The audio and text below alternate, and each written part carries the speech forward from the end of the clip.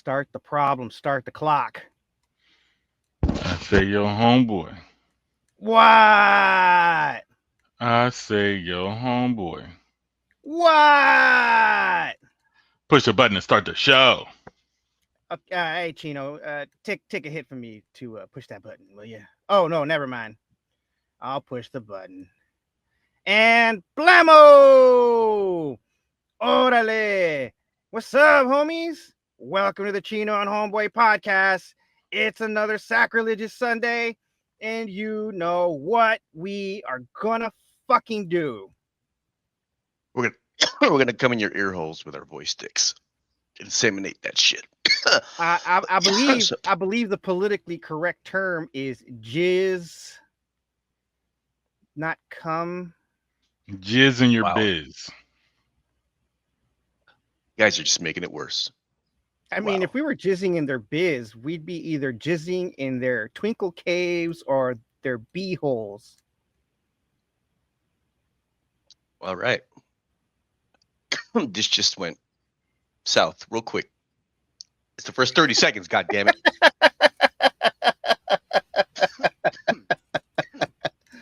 It's amazing.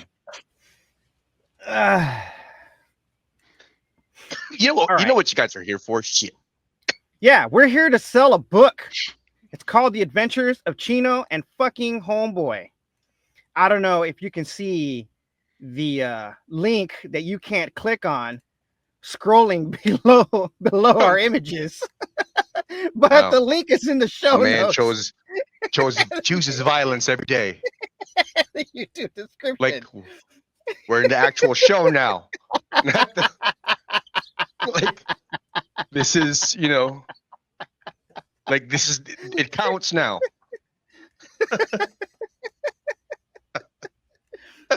God damn. But Yes. Book. Chino and I wrote a book. It's called The Adventures of Chino and Homeboy. It's hilarious. There are indeed 5 volumes. This is volume 1. All 5 volumes can be found on Amazon. And yes, we did fucking write this shit. In fact, we wrote this back in like 2019 as a screenplays for an animated show.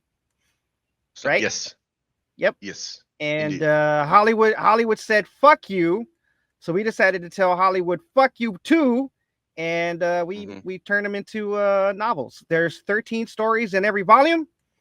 And if you like them, there's another 5-book series called Chino and Homeboy, The Military Chronicles. And that one is also a great emotional roller coaster from what I am told. Yeah, it's Are you Homeboy, saying that's like, your strongest work? What? Are you kidding me? They're all strong. no. So having been basically the de facto editor for some of this work, because I did edit some of them, I can say that this is definitely it's more emotional, and Homeboy Wait, likes the to do Military this Chronicles or the Adventures? the Military Chronicles. Yeah, because the Adventures of Chino and Homeboy is a comedy. It's a stoner comedy. So if you like stuff like Half Baked, Reefer Madness, Half Baked, yeah, Super Troopers. Super Troopers, Half-Baked. Half Baked, then you'll like the Adventures of Chino. Oh, Bill and Ted's Excellent Adventures, Cheech and Chong. Highlander, Back to the Future, Bloodsport. Stargate, Bloodsport. Half Baked. You'll love this series. Now, the Military Chronicles is different, and we'll get to that on another episode. But for now, trust us. If you like Bigfoot, do it for Bigfoot. The Adventures of Chino and Homeboy. Also, if you're in any way inclined like Homeboy is, and you're a fucking murderous cat, you will definitely like the Military Chronicles, because he likes to do this thing where he kills motherfuckers. Oh So man, there are so many deaths in that fucking series. Oh my god. It's almost like Game of Thrones, but without all the power shit. yeah, I mean, There's he's a not lot wrong. of dying. There is a lot of dying, and like I don't remember if I ever did say this, when we were talking about the Military Chronicles, but like I'm not sure if I ever said, I'm not going to say this in the podcast, but fuck it, we're already here. Homeboy likes to kill my character's love interests. I don't like doing it. Okay, let's get that one. Let's just get that out of the way. It's not that I like doing it. No, you must like it on some level, because like every single major one is like dead, kaput. Well, okay, something's got to explain all that phone swiping and sullen moping that you do at the beginning of this fucking series, The Adventures of Chino and Homeboy. I had to set that up. That's true. This is true. I just didn't think that you were gonna fucking set it up to where like all the women that my character is getting with is fucking dying. Like, am I cursed? All Chino wants is love. I just want to be held. Be held, bro. But no, it's all jokes aside, it's it's a good series, both of them. So. Yeah. So, all right, let's get to the docket. Yeah, I have a weed habit that you guys the audience, need to help fund. So buy the fucking book. Yeah, I got this habit I've gotten used to. It's called eating, and I'd like to not starve. So, but the first topic I have a gripe. All right.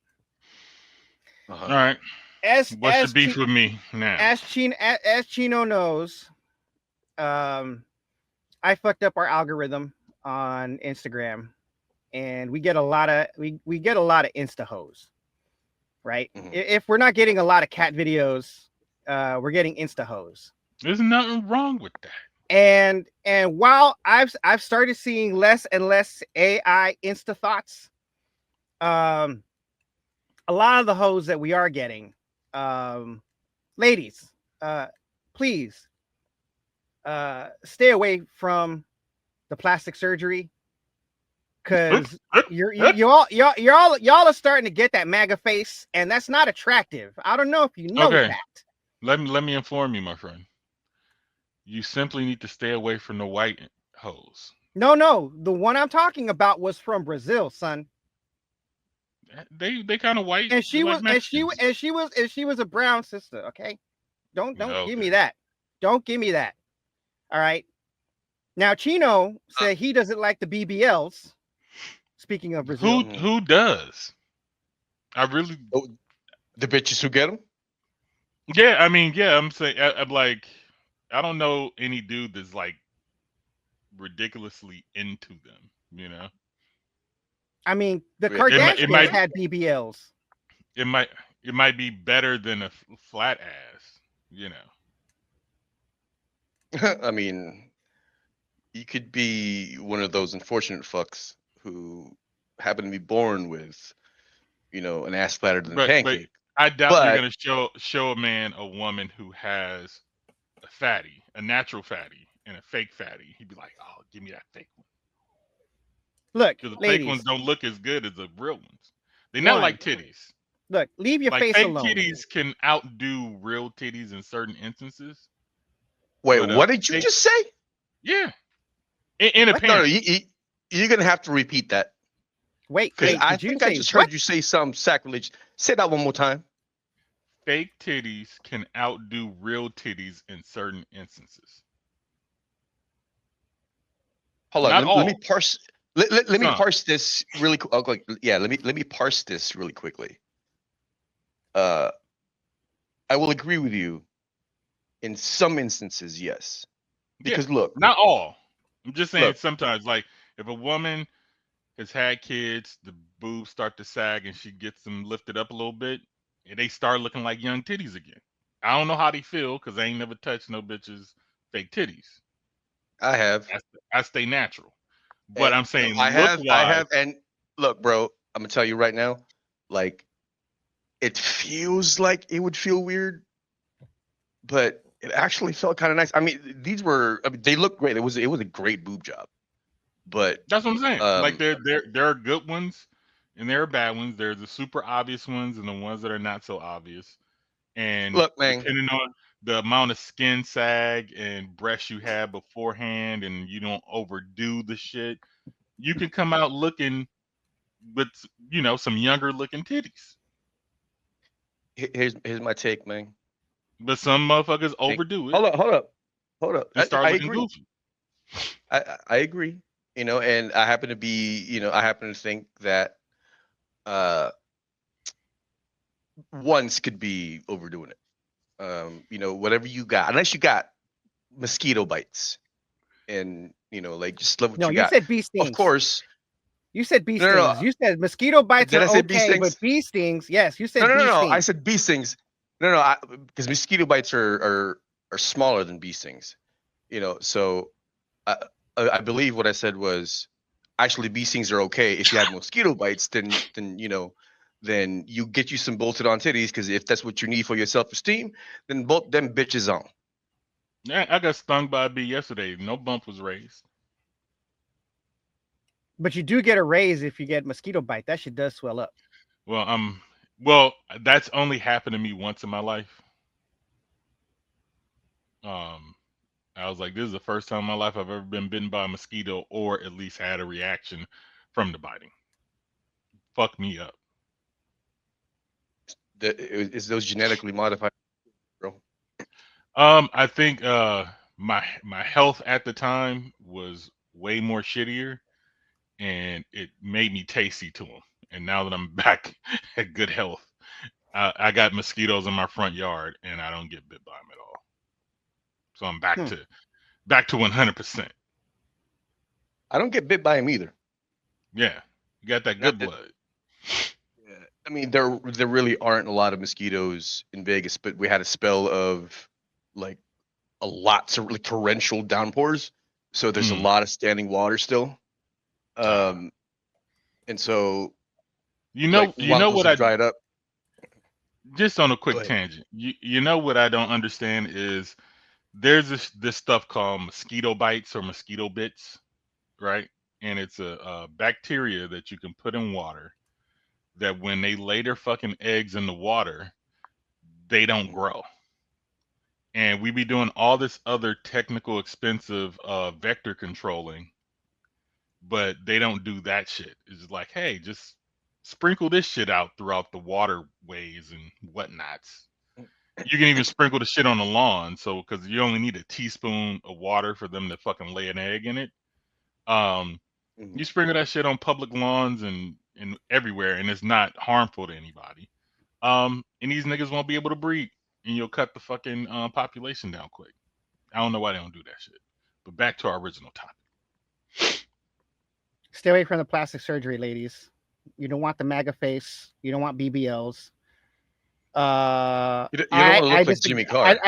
I disagree on the bolt-on titties because I've never had the opportunity to grab Privilege. on to No, bolt-on titties. Privilege. I'm only talking about looks. I'm not talking about how they feel. I've seen porn stars who have fake titties that look like good titties. Now, how long they look that way, I don't know. I don't know. They had to that's when they worn in real good, like a good pair of shoes, and they start looking right, and then they go into looking bad. Because I have seen older women who have fake titties that look like they got balls on their chest. You know. This Right. motherfucker just said. This motherfucker just. All right. Okay.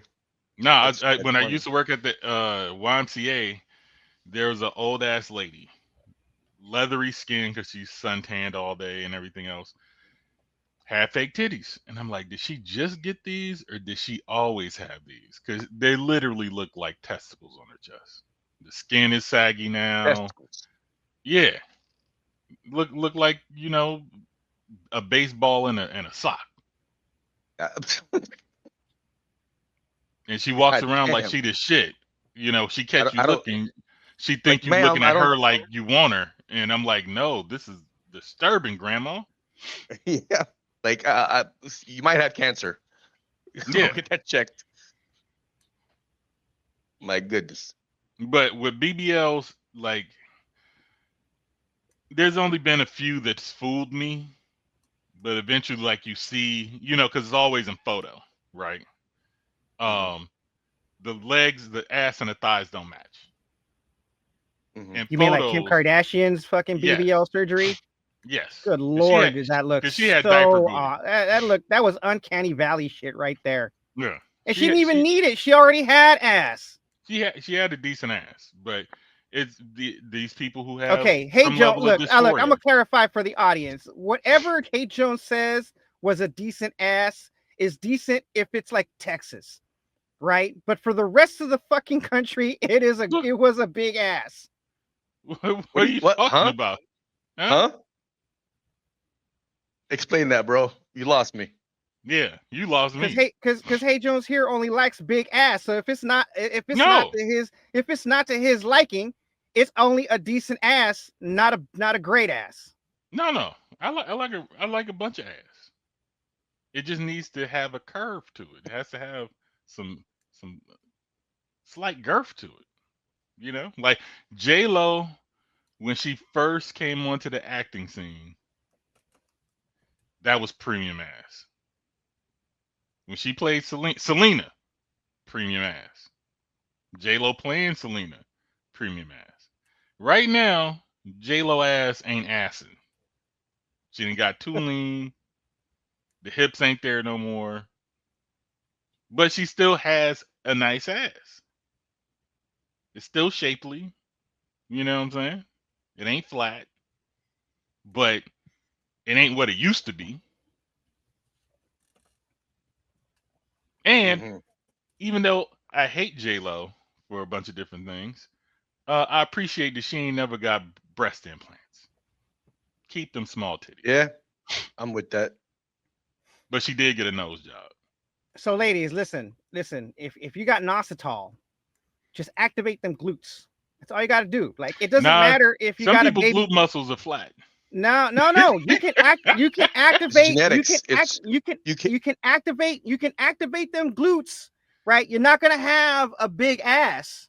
Right. Nigga, But you can at least have a nice perky little handful for someone to grab onto. go look at a woman's bodybuilding competition, and you're gonna see some bitches with some muscular flat ass. Hey, can I tell you? Can I tell you all a story involving ass? It's a Navy story. And no, Of it's not course it gay. is. No, it's not gay. Hey, Jones. See, I knew you was gonna say it. I knew I was you was like, gonna say it. I was like, more hemorrhoids? This motherfucker. It's the only that's the only thing you can think about, huh? Ass and dick. Well, those are the two things you told me the most about on this show. No, Your dick and your ass. no. I speak more about smoking than anything And else smoking. And in smoking. this show. Anyway, so I was part of our ship's engineering training team. You know, like these are the badass engineering motherfuckers who know the plant, like they know the back of their hand. And so we train the motherfuckers who, the new engineers who come on the ship. Anyway, we were having a debrief in the log room, you know, during one of our training team environments. And he goes to me and he goes, "Hey, Chino, my senior chief, this man knows more about gas turbine engines and the systems than he'll forget more about that shit than I'll ever fucking learn. This man is genius when it comes to this shit, right?"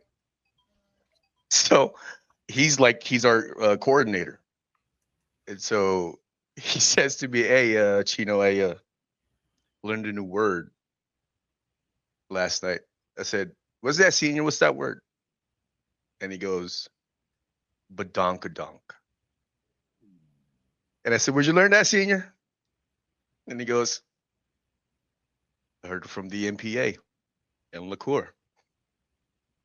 This man, now mind you, he's been in the Navy longer than I've been alive at that point. Right? Old school, like white as shit. And he learned badonkadonk, that deployment. It's amazing.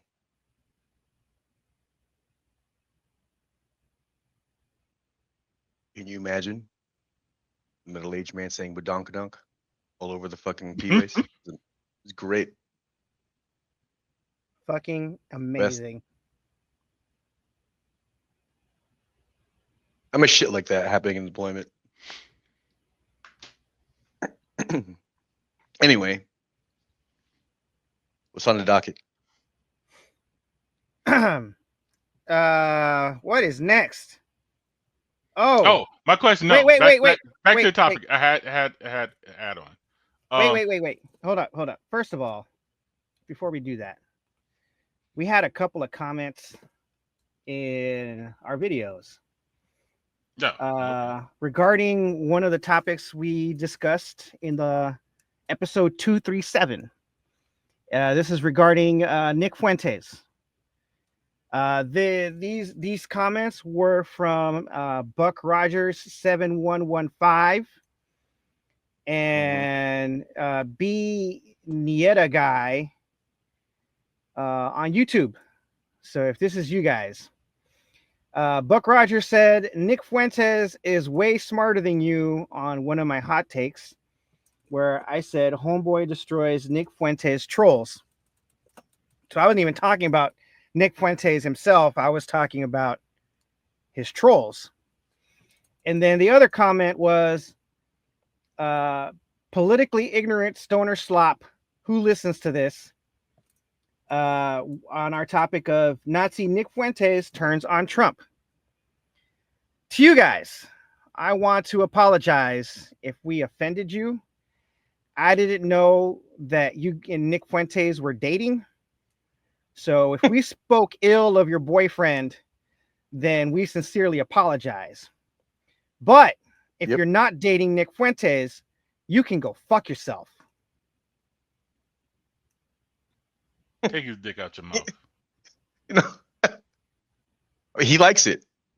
I'm talking about Nick Fuentes, not Homeboy. I mean, he is gay. I just want to make that clear. Like I said, he is gay. Is he actively gay? Oh no! I mean, he's gonna deny it, but he's never been with a woman. Wait. This dude literally said on his show, Nick Fuentes literally said having sex with a woman was gay. Hold on. Give me a second, bro. Give me a second. Hey, Jones, what does that mean, actively gay? Like he's out. I meant to say like he's out. Oh, okay. You know all right. Like, okay. He's publicly said he's gay. Because like I read gay off of him. You know what I'm saying? But I don't call people gay unless they actually should come out and say, hey, I'm gay. Right. You know? Yeah. So that's what you're saying is your gaydar is working properly. Yeah. Yes. My gaydar is pretty good. Although speaking hold of gay men don't hit on me nearly as much as they used to. So I think I'm losing my sex appeal. You and my homeboy Mr. Chris are the two people in my life that gay men have had a segment in their life where gay men were always hitting on them. And I've never seen them with you, but I've been with Chris when it's happened. Does he flirt back? No, I mean he's polite. Oh, well. But I've played gay chicken in the Navy. I flirt back. Look, one night we were having a friend. One night, I don't care if you preface it by saying in the Navy. That still sounds hella gay. That sounds dangerous. I'm sorry. That sounds dangerous. Right. Like what? Like, I am so glad I'm not part of that birthing or that work center. Yeah, I'm that's what so I'm glad saying. I'm an engineer because we're fucking in the engine rooms. You know what I'm saying? Anyway, what were you saying, hey Jones?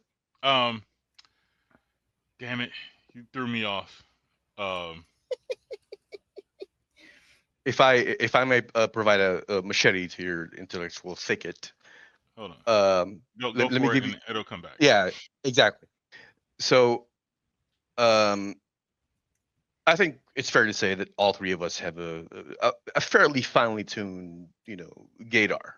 We see a gay man, we say, oh, a gay man, right? But Right. with women, it's not so easy because they could either be a lesbian, or they could be hungry, or it could be just that time of the month. I mean, and that is what gets us canceled. With the gay ladies, you only notice the studs. Hold on. And for anybody that I might have offended with what I just said, you've just proved my point for me. Yeah. Eat a salad. Also, but we do make fun of dead people at the end of every fucking show, so I don't know why you take this seriously. I know, right? Like, you didn't get from the description of the fucking show and the pot leaf on the goddamn logo? Come on, bro. No, Man. I remember what I was gonna try to say. Okay. So, with Mr. Chris and the gay guys. So, there's several stories of gay guys hitting on them that all the buddies have when they've been out with them. But Right. this one time we were giving a friend a going away party. We went to Claim Jumpers. We got their biggest group table because it was like 12 to 15 of us or something like that. Right. And our waiter happened to be gay. Was he country gay or city gay? City what the gay. Fuck does that even mean? I mean, they went to Claim Jumpers, bro. I mean, but we're in the LA area. What you never know. Maybe he went to he works at Okay. Claim Jumpers to get a taste of home. Hold on. Meaning if he's that means he sounds like Paula Deen. Time out. So there are way too many moving parts here. First of all, I don't know how they went to Claim Jumpers, bro, is going to answer my fucking question of what's a country gay and what's a city gay. What does that mean? The gays in the country are different from the gays in the fucking city. How? I'm not even trying to be funny. I literally don't know. The country gays are Brokeback Mountain. I Can't Quit You, and the city gays are like Sex in the City. What is it? God, what's that fucking show? Not Mad About You. The one with the gay dude and the straight woman living together. What was the name of that show? Will and Grace. Will and Grace. That's a city gay. Okay, the gay guy was black. I still don't. I can't make the. I still don't know what the distinction is because I've never seen the show. I mean, I've seen an episode or two of Will and Grace, but let me complete the story. So we're making a massive order. Everybody noticed that the guy was a little gay. He's going around taking everybody's order, but then when he get to Mr. Chris's order, he gets real. And what would you like to have?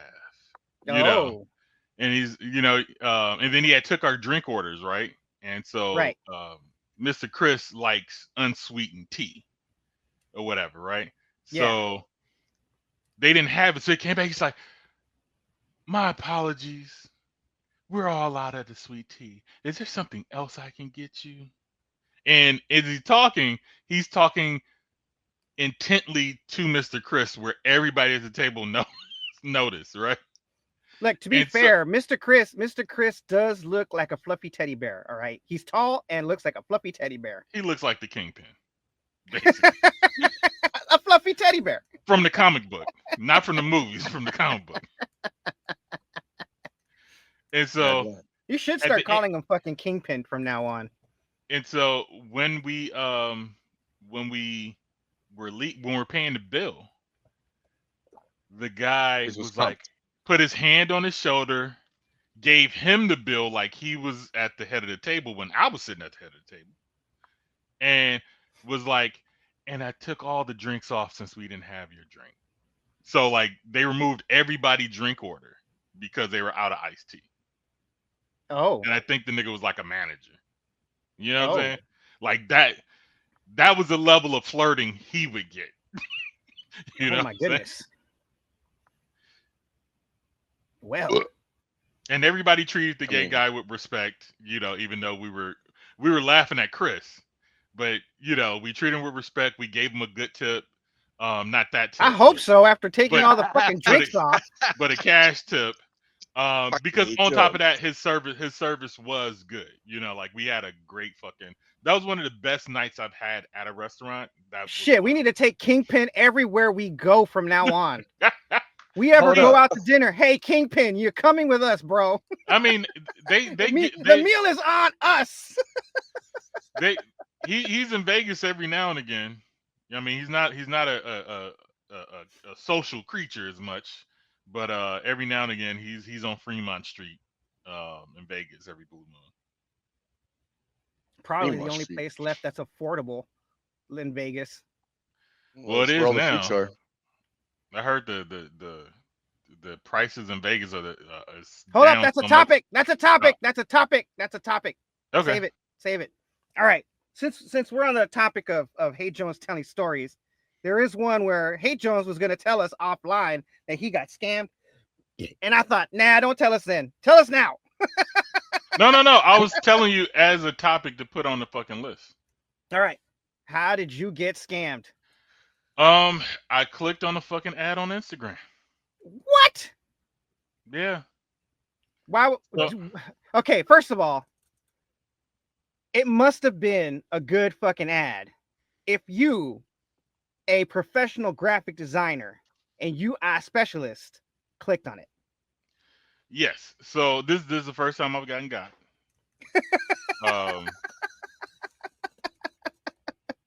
And so now scammers, if you're listening, we're looking for sponsors.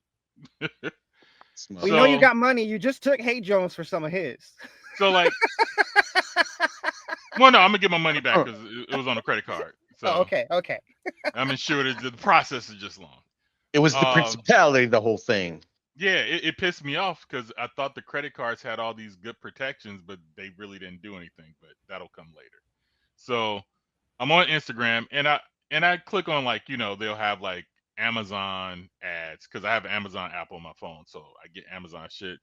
And you know, I'll swipe through to find different you know, they'll be selling stuff and I'll be, you know, scrolling and then I'll click and I'll go to the Amazon app and look at the product. So I do a lot of browsing, and then I also get my comedy tickets through ads, like the fucking improvs that are around me. They'll have ads on Instagram. I'll click through, go to their website and buy tickets through my phone online, right? Right. So I saw an ad for clothes that I generally a place that sells clothes, a big and tall place that I usually shop at. So right. I've been seeing their ads for a minute, but haven't really been clicking on them or swiping through them. By the way, audience, the reason why Hey Jones shops at Big and Tall is because I'm big and tall. He's the black version of Kingpin. Nah, I'm not that bald yet, and my belly don't poke out that far. Okay. But then so I clicked on the ad. It took me to a website. The website looks like the brand's website, outside of the logo being all black instead of black and green. The sales are deep, like crackhead prices. There's an hour and a half timer on it or something like that. So I'm looking, give you a time constraint. Yeah. So I'm looking, I'm like, oh shit, they got all the shit that I usually buy from these motherfuckers, you know, they have and it's on sale. So I'm like, oh, I'll just spend $50. Then I just kept raising. By the time I was done, an hour later, it was up to $145. Oh my God. But I was like, I'm not gonna have to Goddamn. buy clothes for the next 3 years, right? So I go to checkout. As soon as I get past the checkout page, because all of this shit is looking similar to the real company's website all the way through the checkout. This is Right. what it looks like. Right. Get the fucking invoice pops up, not the company's name, some other Uh-oh. shit. Then I look at the URL, and it's some other shit. Then I search the URL, and Google AI tells me, scam, you might Malicious not receive your website. products. If you receive products, they're not going to be what you ordered. If you try to return it, you're not going to get, like every level of it is a problem. So I immediately call my bank, report the fraud, and they was like, well, we can't do anything until the payment post. I was like, you can't stop the pending thing? It's pending. Stop it. They can't. Yeah. Yeah. I'm I've like, tried before. it was totally fraudulent. Like I took a screenshot because they put the real website copyright at the bottom, right? So I'm like, I took screenshots to prove like, hey, this isn't the real brand. I've been frauded. Told me to call back on Wednesday. I called back on Wednesday. The shit is still pending. Tell another person in India that. Oh my God. This Damn, do I have fucking story upon story about customer service, bro? And they tell me it's not, like, oh, it still hasn't posted and we don't have protections for fraudulent websites. But if you don't receive your product, let us know. And that they have protections on, right? So I had to wait until this week was over to now, right. Like I canceled my card yesterday. As soon as that happened, I put a block on my card and called them.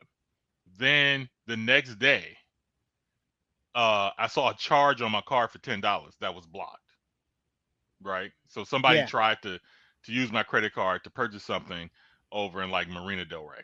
Yeah, nah, dude, let me tell you, I'm not gonna, this isn't a long one, but dude, like I had my card skimmed once and I saw 2 charges for Coca-Cola at a Walmart in Georgia, and I had to call my company and tell them like, I didn't make these orders. They're like, how do you know? I'm not in Georgia. No. Nigga, when that shit happened, my bank called me. But I'll tell you that one afterwards. So I blocked the card, the transaction doesn't go through. So I'm cool on that. Then I see a $10 charge the next day, same location on my debit card. Oh. Now, I don't know how they hop from the website, the credit card to my debit card. You know what I'm saying? Right. So I immediately here's my question. Do you have, like, when you pay off your credit card, do you do it from your debit card? No. Okay. All right. I may have.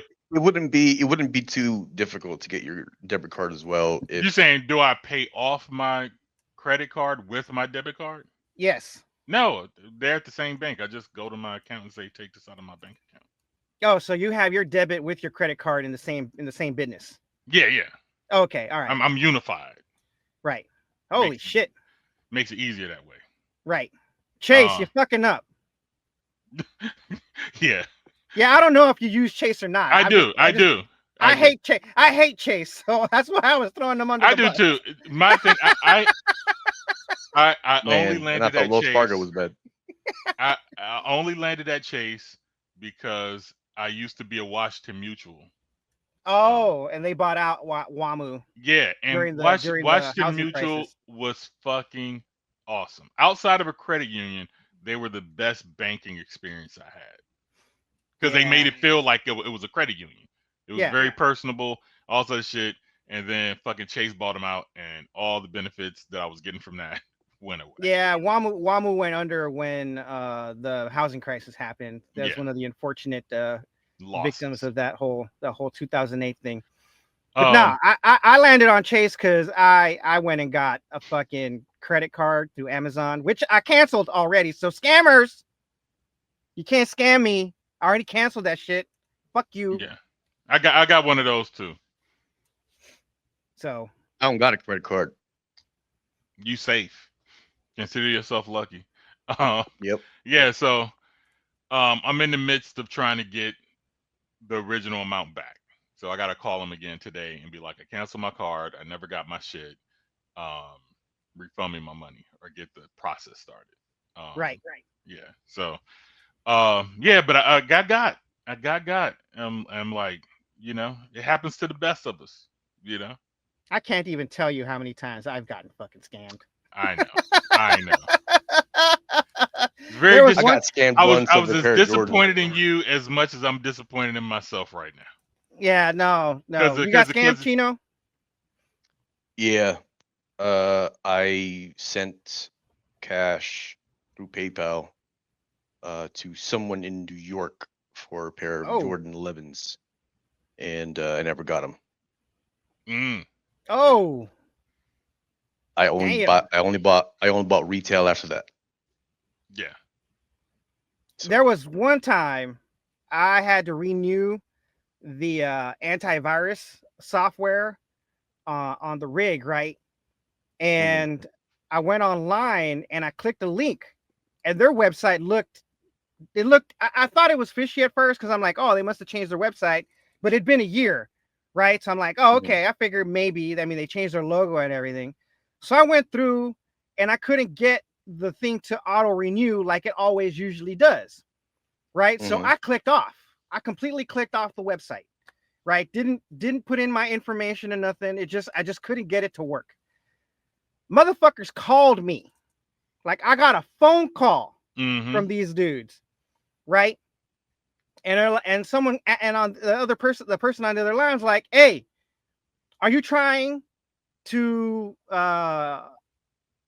renew your license or whatever?" And I'm like, "Yeah, that's what I'm trying to do." And he just started instructing me on what to do. And me, having gone through customer service, someone from fucking Malaysia or India or Sri Lanka or wherever these motherfuckers live right now, right? I'm like, okay, this sounds like customer service. So I'm over here, clicking and clicking and clicking, right? And he sends me to this website where it's like, I forget what it was, but it's to like detect my ISP, right? And it's at that moment when I'm like, I quickly go Google, hey, what is this website? And it says the same thing as yours, a scam, right? So as I was literally telling him my ISP, and I'm like, hey, you know what? I changed my mind. I'm not going to renew my antivirus. And this dude started fucking yelling at me. I'm like, then why'd you call me? I didn't call you, motherfucker. You called me. Click. Like, don't ever call me again. That's what he said. Don't ever call here again. And I'm like, well, fuck you. Well, it's funny because there's a bunch of YouTubers who now scam the scammers. Right. And yeah, I've seen one those. guy who was the most awesome guy. What's his YouTube channel? We need to promote him. I gotta find it. I will. But what he did was he reverse hack, like he used a bunch of internet shit to find where these people were, because he was helping an old lady who had got scammed, right? With her computer. So he's like, when they call back, put me on with you and let me get all the details, right? So he figured out what it was, had them attack one of his computers, end up finding out their IP address and all this other shit, found their general location, then found out that they were running. He had a friend who was in India fly a drone over the place, and then found out that they were running internet from one building into the next door building, and then found their offices, saw that they were on CCTV, realized the CCTV isn't secure, got into that and start watching them in the office scamming people. I think I remember seeing this. Yeah. It's like he did it. It's like over an 8-video series or whatever. And he fucking freaked the shit out of them. Yeah, it's like, love that blue shirt. You know what I'm saying? Yeah. Tell Sanjay looking around. I'll see him tomorrow. And they're like, what? What's going on? But he exposed their whole operation, how they get paid when they show up to work. Like, they're so paranoid they have everybody being watched, you know. And then I think at a certain point he hacked into their computers and took over what they were doing. Kind of. It was great. It's amazing. Yeah, that's like, good chaos. Yeah, right there. that computer that they use to, you know, have the attacker or whatever, it's called a honeypot. Mm. You know, like you make it enticing. You know, you make it enticing enough for threat actors to go in there. Yeah. It comes look, from an open old spy. system. It comes from an old spycraft term meaning woman. Yeah. Yeah, no, exactly. He's not wrong. He's not wrong. Back in the old spy days, it used to be an actual woman that they would call a honeypot to lure other spies in. Yeah, facts. So anyway, I've seen a few of those. You could look, listen, if anyone ever fucking sends a honeypot my way, call me Winnie the fucking Pooh. Yeah. Now the other times I got scammed, I think I got scammed, or maybe yeah, I've been scammed before. I was only using my ATM card at untrustworthy places. Was a gas station and a dive bar that only took cash. So I don't know which that's place. the reason that getting scammed was what made me a huge fan of tapping. Yeah. Well, no, but even tapping is not foolproof. Because I'm saying they can skim you with a device walking next to you. You know what I'm saying? But I'm like, I don't be going outside. I'm not in the mall. They could be out in the car with a fucking antenna.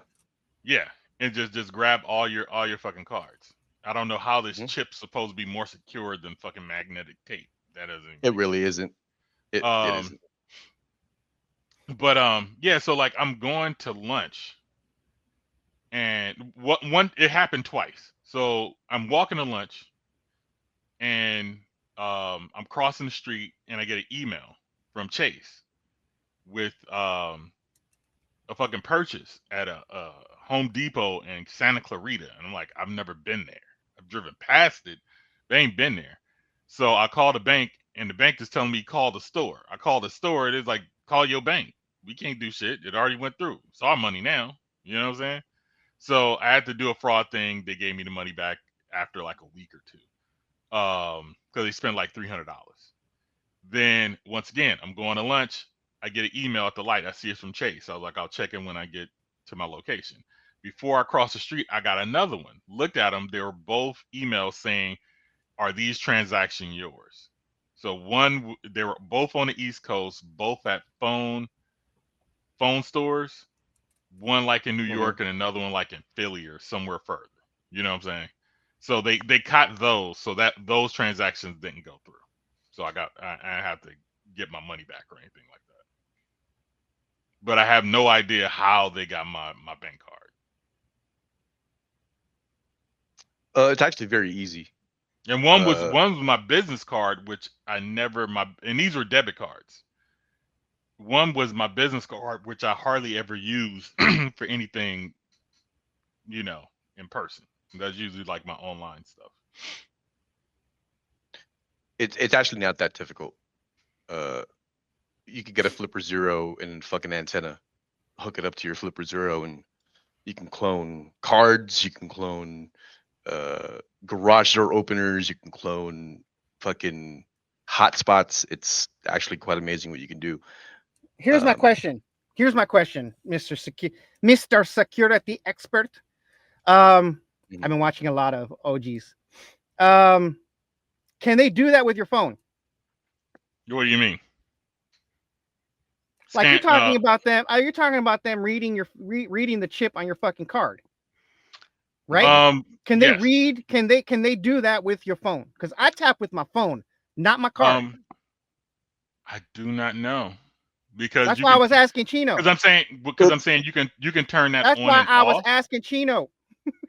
I thought you were talking to me. I'm the security. No, he's a security. He actually went to school for this. Did you finish? Yeah. Why are you working IT? They didn't provide the vouchers that I needed for my certifications. What? Yeah, it was a little fucked up, but hey, whatever. So no, well, yes. So because it's a phone, it's much more secure, but because it's going off of RFID, and it still has the same attack vector. You know what I mean? No. Because so Explain The it to me method like of I'm attack is the stupid. same, but your phone might have more yeah. protection. So they won't be able to get to your phone or get into your phone necessarily, especially if it's an iPhone, because it's much more secure. But because it's using, like the same RFID signature as your card, then if it recognizes that card, if it can clone that same signature, then it can clone your card How would they do that? with an antenna and a flipper zero and a few clever lines of code.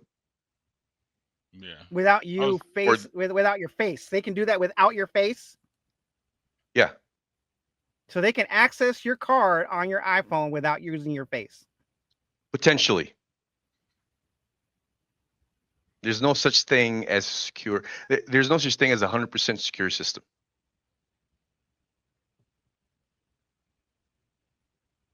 It's just that much harder. But there's always going to be some sort of exploit, some sort of security. Tell me again why we're not using cash in this fucking society. Yeah.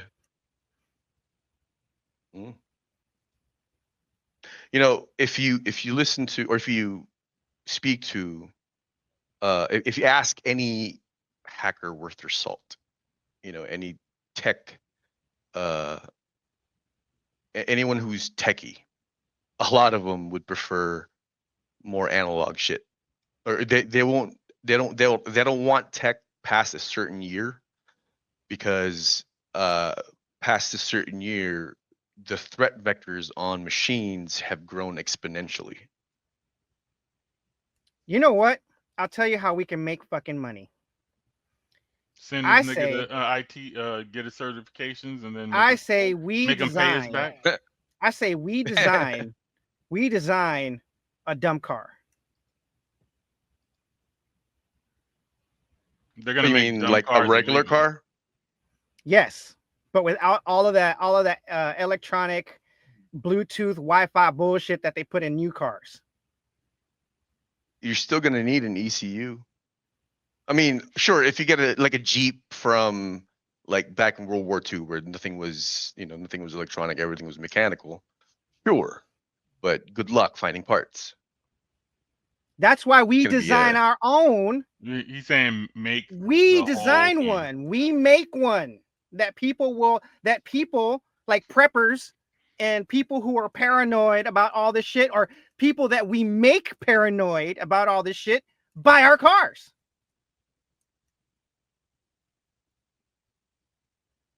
It's feasible. I'm telling you, man, But it's the way of the future. Analog is the I future. don't know. Good. See, that's the thing. That's the paradigm you have to. No.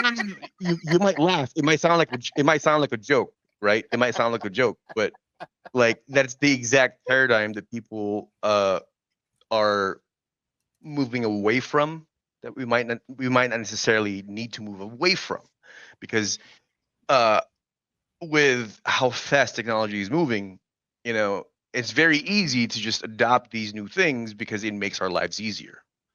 It allows us to have more leisure, time for leisure, so to say. You know what what I hear when you say that, time for leisure? What it sounds like to me is like it makes us lazier bitches than we already are. Yes, that's exactly what I'm talking about. So with with It gives us more time to doom scroll. pretty much, attention is a new currency of the realm. So, when you have less shit to if you can do a bunch of shit in one piece of machinery, or one piece of tech, it makes things easier. It makes you easier to control, right? So,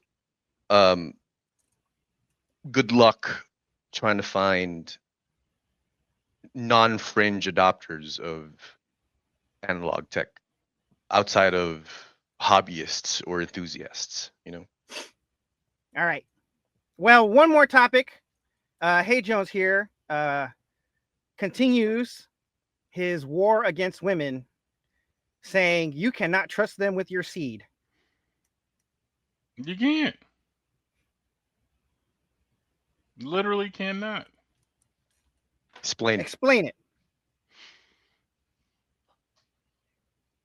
You can trust, but you have to verify. Right. And what we're saying is that which you keep arguing against, and that is if you've got to verify the kid is yours, it means you do not trust your woman. And you're saying, no, it doesn't mean you don't trust your woman. You just don't trust her about this. Yeah. As if this is inconsequential. No, it is. Okay, for instance, right? If you were married and your wife cheated and you forgave her and then she popped up pregnant shortly after, would you question the paternity or not? Yes or no?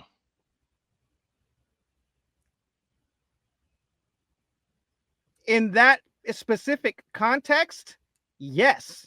Okay. But that's not the but no. You're overreading. You're overreading. Let me present my case. Just let me present my case. No. Do not conflate your actual argument by listing a very specific context. I have more. Because according to you, and this is what you said the last podcast, it's like this context applies all the time, whether she cheated or not. Yes, because let me add the rest of the context. There are people who babies have been switched at birth and they don't know who the kid is. They only find out when they have to do some kind of medical testing later in life. Watch documentaries on this shit. There was a series of a fucking nurse stealing people's babies and selling them or swapping them and doing all kind of weird shit. And all these kids don't know who their daddy is, right? So that's another reason. Two, there's been doctors, people who going through in vitro fertilization, and the doctor's busting in your wife instead of putting your egg in your wife, right? So that's another reason. Shit. Yeah, that dude is serving life a lot of time, a lot of fucking time. That specific doctor is serving a life sentence. Yes, you know. Just recently I saw a case where the wrong embryos were implanted into the couples. A black couple, eggs were planted into a white couple. The white couple produced a baby and it came out black. Do you imagine what the father was thinking when he saw that shit? Right? Now, okay. Now they find out. Wait. Let them finish. They find out. Now they're in a court battle because the birth parents are saying it's my baby, and the black parents is like, that's my fucking egg. So now they have to fight. Now, if the black couple was a white couple, that white couple wouldn't have known the difference and would be raising somebody else's child, and some other couple who might be on their last ducats would be out of having a kid. Right? So it just keeps every permutation of shit going wrong in that area from happening. Statistically, let me add some more. Let me present my case. Yes, please quickly get to the part where straight couples who have a strong relationship should still do the same thing. Get to that part. Go. Hurry on. Keep adding until you get there. 30%? 25. 20 to 25% of paternity cases come back fraudulent. How many of those are adults? What do you mean? How many of them are adults? How many who are adults? Who find out that their parents were No, I'm saying people who go to court for paternity tests, they've been pushing the statistic that 30% of them come back not the father. All right, Jaime, Keep adding. I'm gonna look. Okay. Hold on. Now I want to show you this from I got a clip from Karamo's show where this kid did a DNA test and found out that he was related to somebody, right? And it seemed that his mama was a toss-up to some degree because she was fucking all the brothers in this family. So initially it came back that he was related to somebody in particular. They did a better test and it was like, he's not the father. It must have been my other brother because he'd be chasing after it. Brought him on there. It's not him. He comes out, he's like, it might have been our other brothers because they got down with her too, and one of them's a twin and one twin is dead. You see what I'm saying? Right. So, okay. A few points here. That was a lot to parse. So, to the point where 30% of paternity tests turn out to be fraudulent, where to that I want to say, well, if you have reason to suspect enough that you have to go get a paternity test, then, I mean, what I'm trying to say is, if there's suspicion, that the child is not yours, right? You're gonna get that tested. So the suspicion is there, and so because the suspicion is there, it just feels like the numbers would relate. It would correlate. My thing is, like if I'm always have definitive proof. Okay. No, I understand that. No, I get it. And to the other point, where you said, from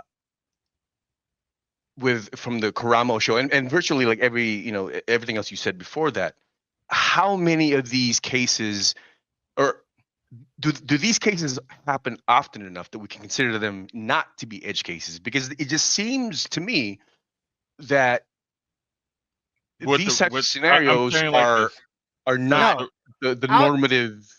Since the rise of these personal DNA tests, I have at least 3 people I know. Right. How old are they again? They're in their at least over 30. Right, over 30. So they were now. What year was 30 years ago? What is your point? What year was 30 fucking years ago? I don't know. 95. It was the fucking 90s. Okay, Did we have all of this shit? Did we have all of this surveillance technology? We didn't have fucking iPhones back in the fucking 90s. Can you stop yelling? No. We didn't even have iPhones back in the fucking 90s. So we live under a much more different circumstance than we do today. I'm saying that since we have the technology today, we should be tested. Okay, so here's what I'm going to tell you. All right. This show that you're talking about, is every episode about this? No. So it's one anecdotal story.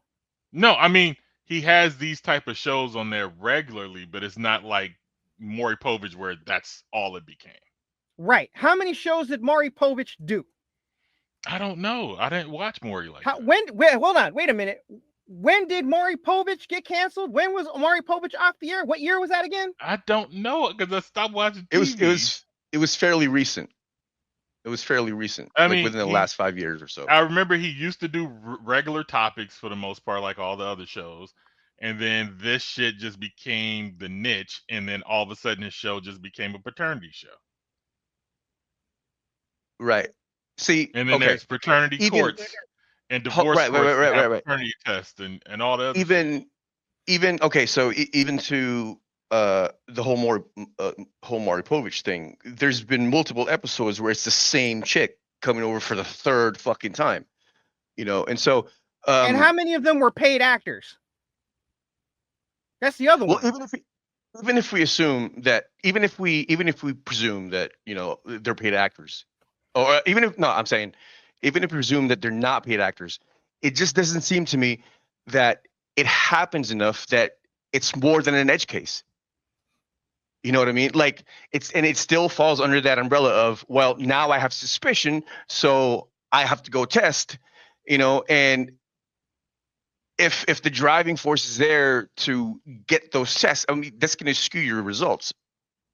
You know what I mean? So here's the real world data. Commercial paternity testing companies report 20 to 30% of men tested turn out not to be the biological father. But these are self-selecting cases, men already suspicious. So the true national rate is lower, probably 1 to 2%.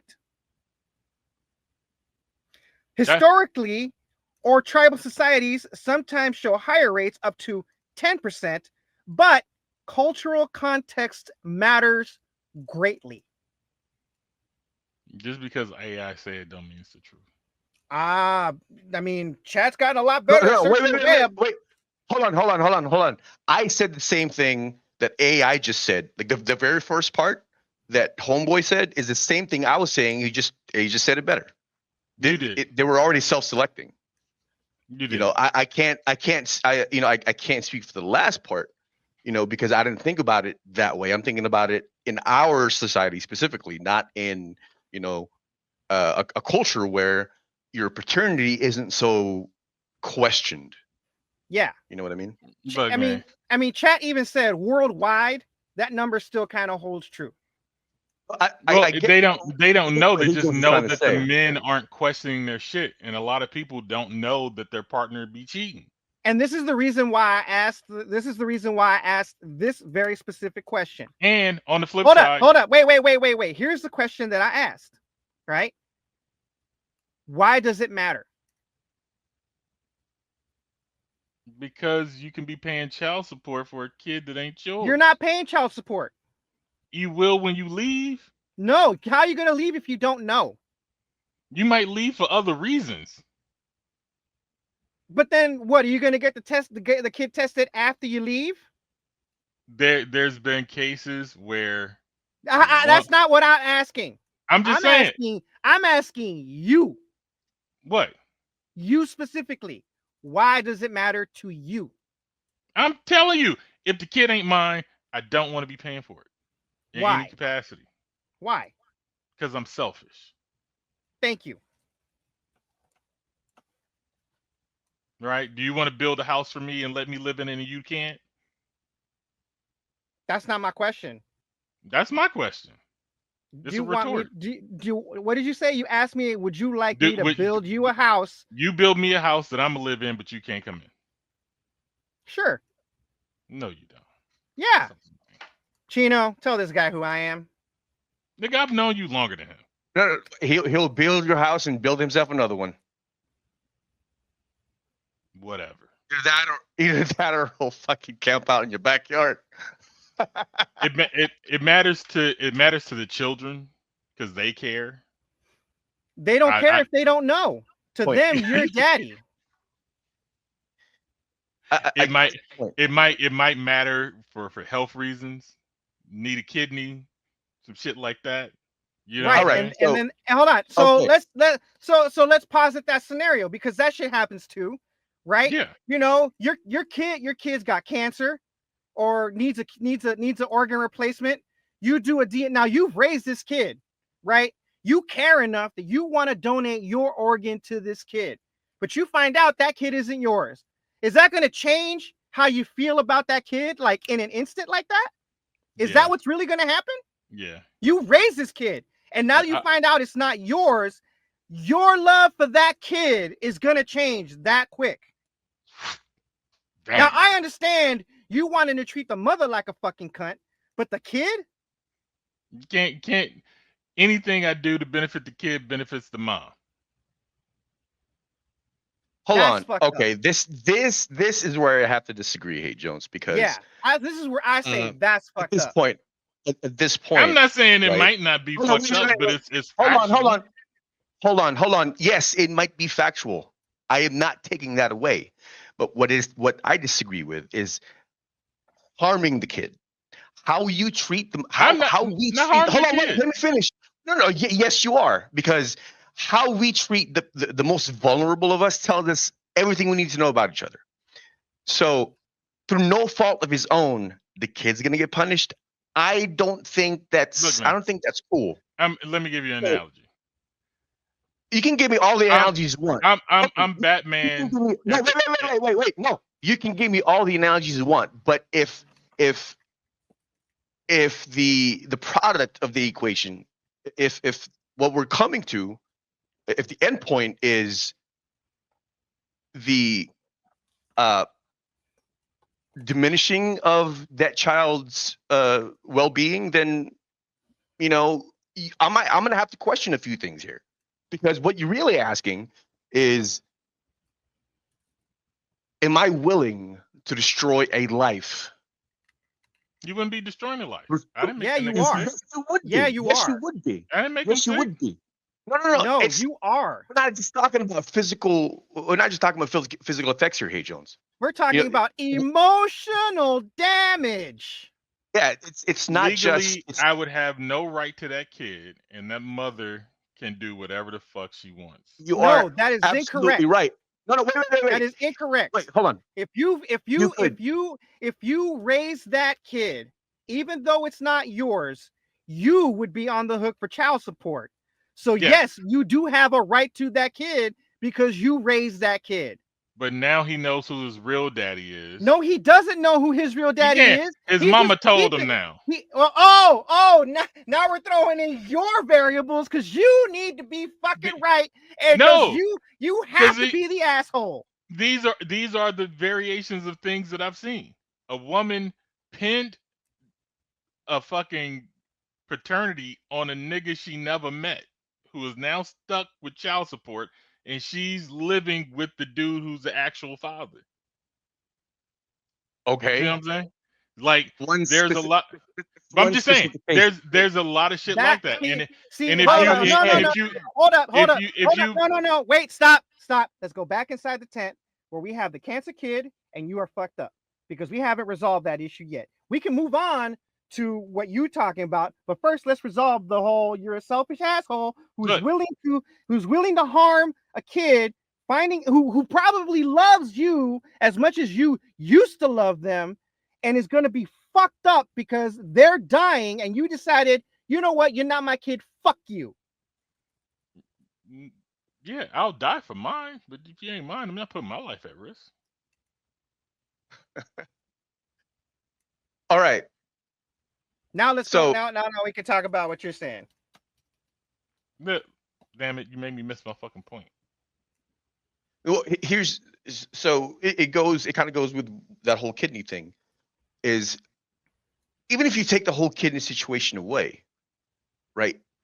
There's damages that's going to be done.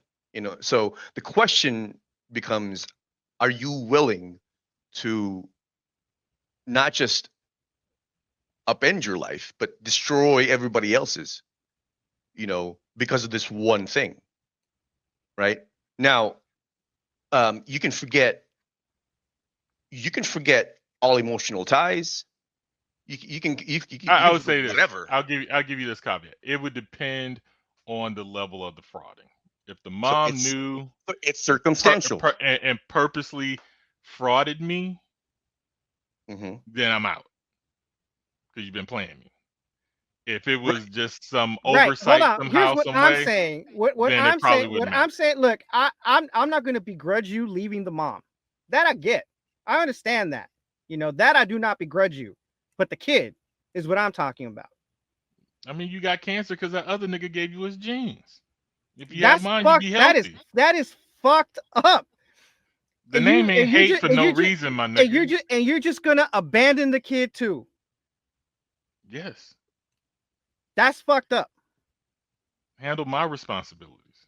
It's not my responsibility. I'm here on a lie.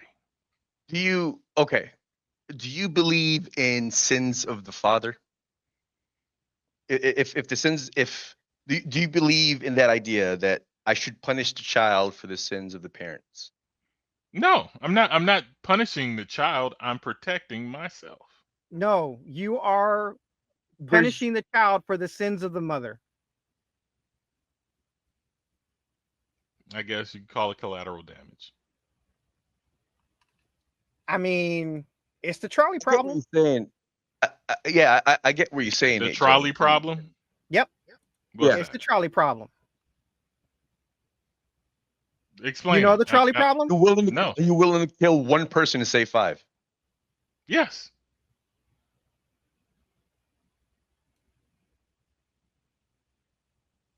Fantastic Four should have coughed up their fucking kid. The reason why it's such a, it's such a popular thing. I can't relate because I've never seen the movie. There's a kid in that movie. It's very mid. The movie's mid. I mean, I love it. We made a fucking pop culture reference.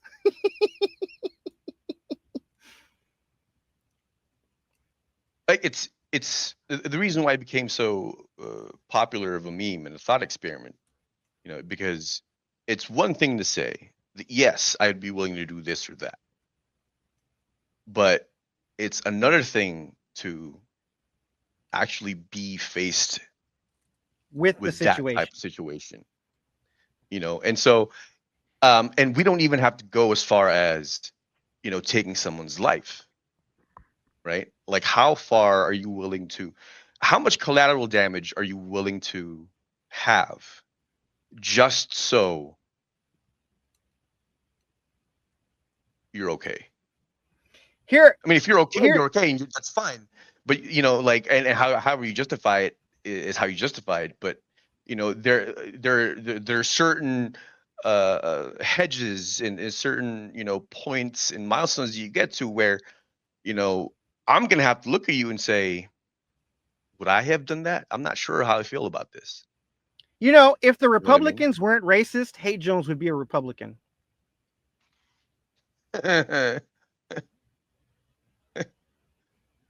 You think so?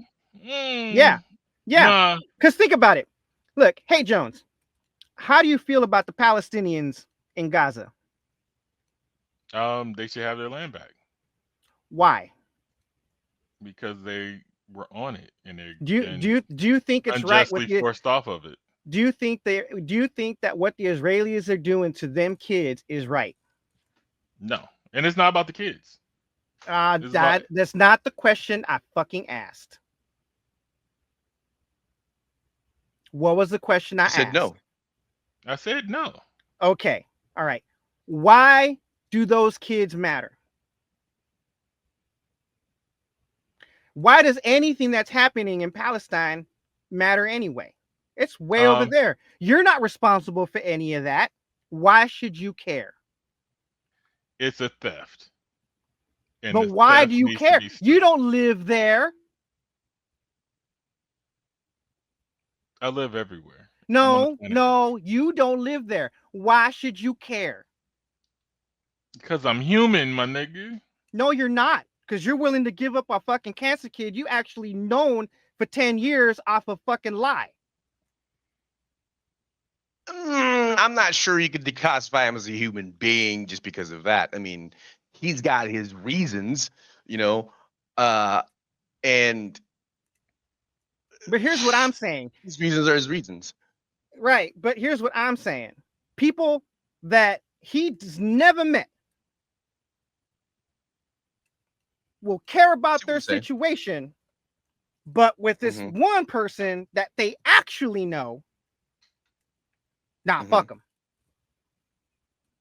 I get what you're saying. Yeah. Even though that person didn't do anything to him. The person who squirted that person out, the person that spawned that person out, that did it to them, to Hate Jones, not the actual person. So he'll hold both people responsible for that.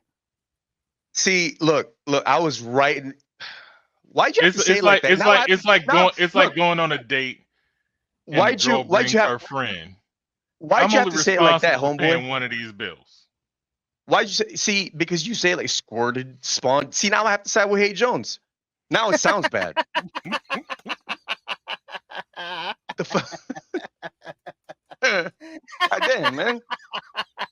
The words and sentences we use matter. How you say it matters. God damn it. Now it sounds like she's a hoe. Like, God damn it. God. I love it. It's great. No, it's good. This is a good social commentary.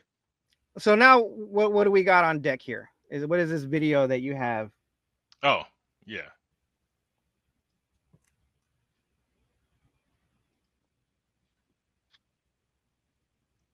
Oh, the Karamo Mama show. wasn't no easy person. This is somebody that we all had a relationship with.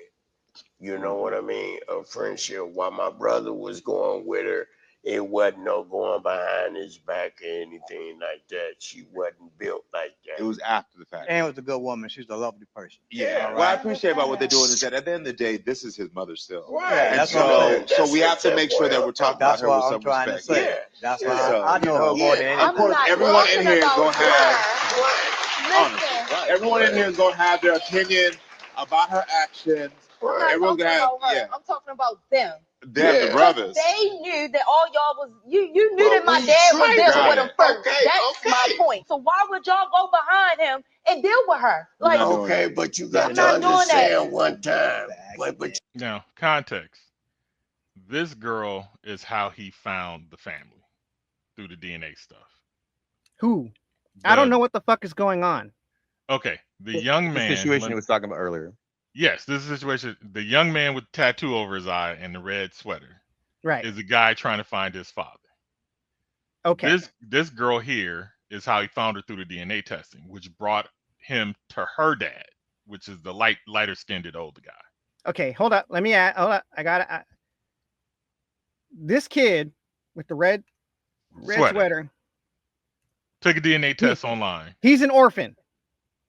Yes, Okay. he did 23andMe or whatever the fuck. Found out he had a sibling, her, or he was connected to them through DNA. Right. Came to her, met the dad, Who's Took the light another- skinned gentleman? who was a light-skinned gentleman. Okay. Took a test. Turned out he's not the father, but the father is in that familial space. Right. So he's like, well, my brother also fucked your mother, so maybe he's the father. That's the darker skinned gentleman, who he actually looks like. Right. Brought him on Karamo, tested him, not the father. All right. But it's still somebody in that family of brothers that's the father. It got exposed that all of their brothers, and it's like 7 or 8 of them, was all running through Homeboy's moms at different times, you know? So they have to test the whole fucking family now, where if by law you had to DNA test your kid, none of this shit would be happening and he wouldn't be feeling fucked up. Okay. Hold up. There is a difference between requiring by law someone to be DNA tested for paternity versus you demanding the test for paternity. Well, because there is no law doing such, I'm going to supplement it. Why not instead just advocate for such a law? Because that can take time, and I might shoot up the club before that arrives. I thought you were trying to shoot up the club now. Well, right now I can't for some other reasons. Can't do it right now. All this shit. Hey, Jones, just for a fucking hypothetical. I mean, God look. damn it. Look, the pills ain't 100%. I love You it. know what I'm saying? Bitch, man. But I told you. Look, is a prenup a sign of not trusting your partner? I will say yes. However, okay, and, hold on. Hold up, Before hold up. you kick back, no, I got a couple of more. Just okay. is putting penalty clauses for infidelity in there not trustworthy of your partner? If you're already signing the prenup, then the penalty clauses already fall underneath the yes. Okay. So that's how I got my girl. We agreed. I told her, because she had the same argument. She's like, you don't trust me? It's like, I trust you, but anything is possible. You know what I'm saying? I don't Right. know. Like, I don't handcuff my girl. She don't handcuff me. We don't go through each other's phones. We all have the equal opportunity to cheat and hide that shit better than anybody's business. Right. That's Right? the risk you take when you're in a relationship. That's the risk. And because of that risk, I'm gonna always DNA test my kids. Okay. Now, Right. she wanted me to do a prenup, and I'm like, nigga, you don't have that much more, you know, more than me. Like, I'm not with you for money. I don't ask you to pay my bills or do nothing like that. Hold up. I She didn't wants you to sign a prenup, and you have a Yes. problem with that. Yes, because I'm like, I didn't get with you for, it'd be different. Like, you had $1 million and you was sporting me and everything else. Yeah. But I'm like, I ain't tried to live off of you ever. Right. Even when I was unemployed, I borrowed money. Chino, from- are you seeing what I'm seeing here? Yep. Okay. I borrowed money from family not to lean on her. Right. Right. So at this point, my actions prove that I ain't after your money. Right. Right. And it's not that much money. Right. And we're sharing expenses and buying a house and all sort of shit anyway. Right. 2, my principles, I've been married and been divorced. I didn't try to take the other wife for anything. And Right. she had shit I could have took because she was making more money than me at the time. Right. Right. So I'm like, nothing in my character says that I would go after you like that or try to gyp you in a divorce or Right. So trying to you leave want. you. So before I get into No, the evolutionary but let me paradigm, finish. Let me Okay. finish. She was like, I was like, if you want me to sign that, then I want any kid the baby produced to be DNA tested. And Right. she was like, okay. All right.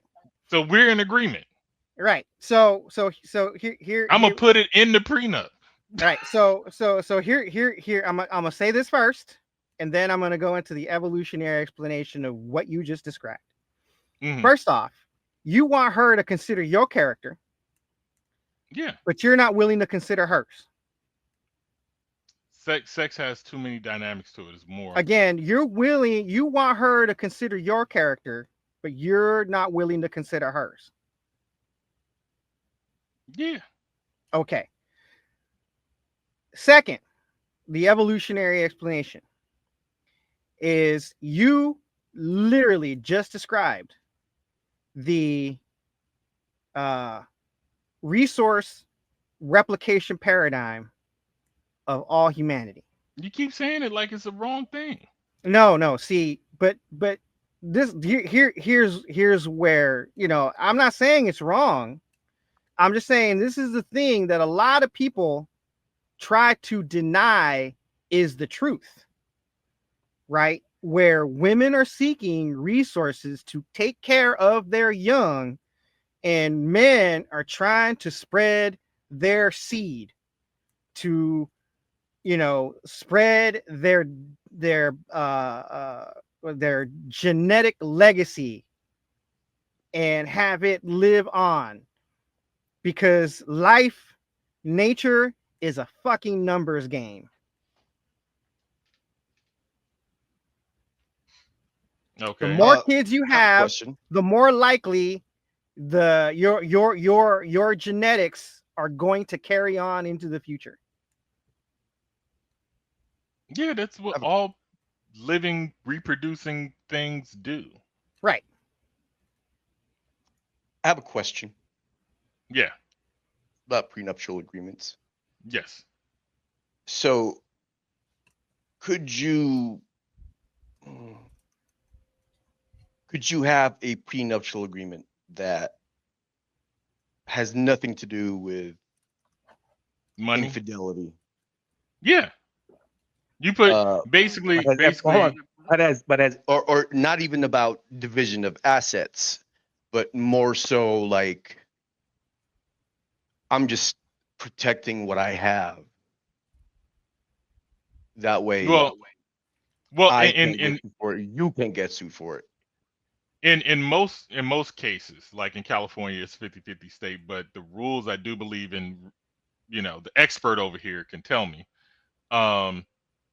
It's the anything you have before the marriage is not considered when you divide the marriage. So if I bought a house before I got married,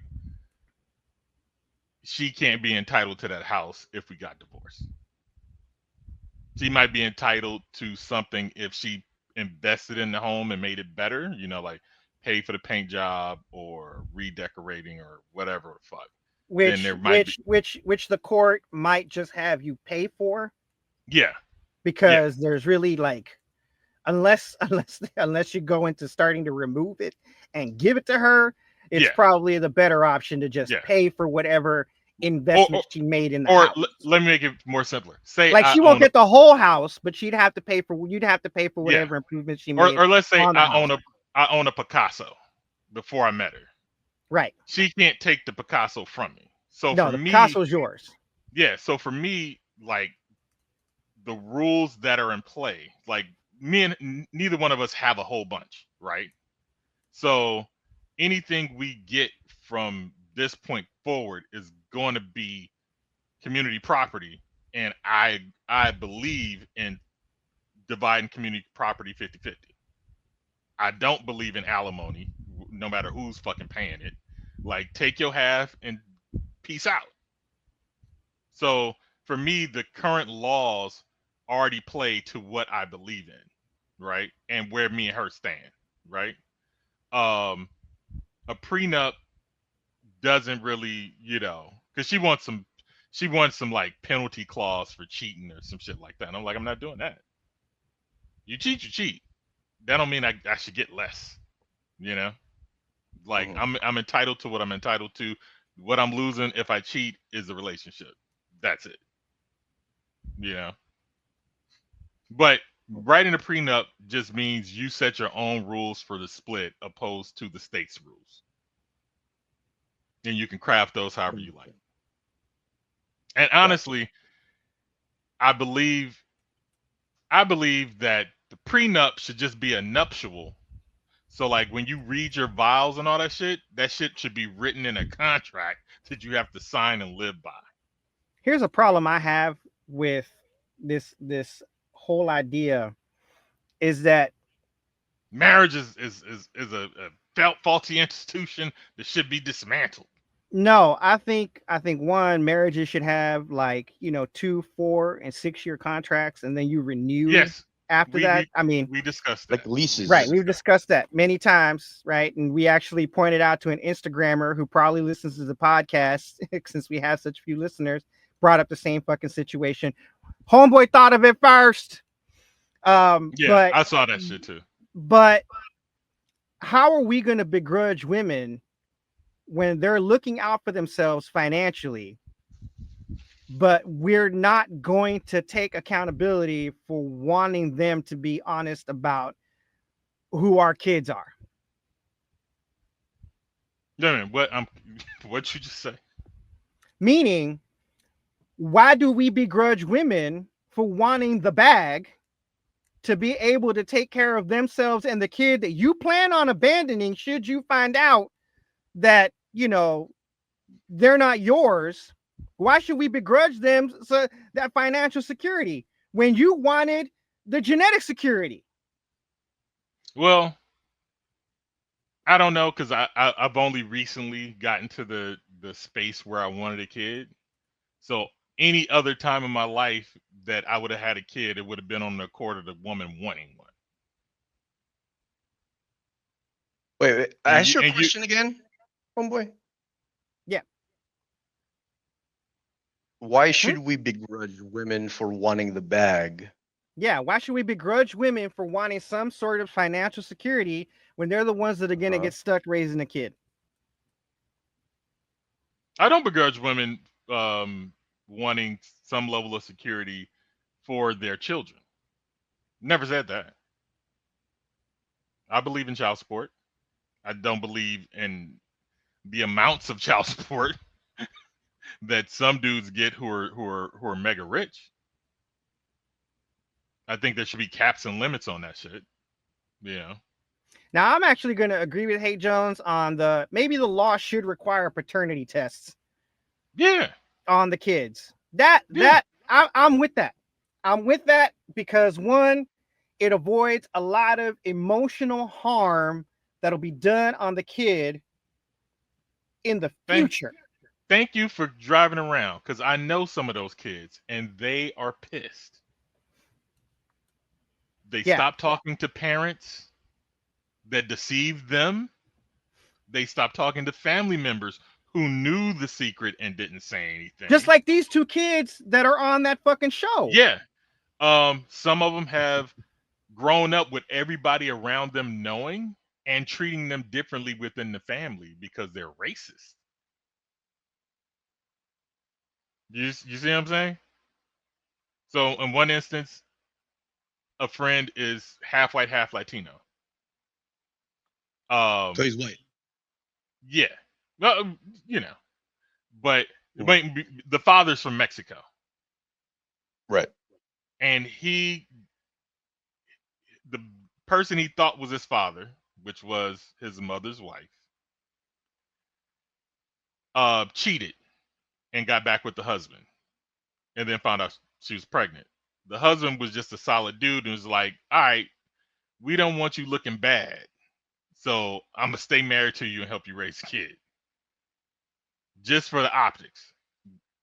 He raised a kid, but always treated that kid slightly different than all the other kids that he knew was his.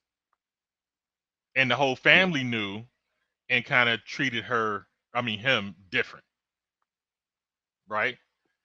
Later on, hop on a DNA test, find out that your father is somewhere else and just died, or I don't know if he's alive or dead. But then you got all these other siblings you never knew about. Family members you never had a chance to meet.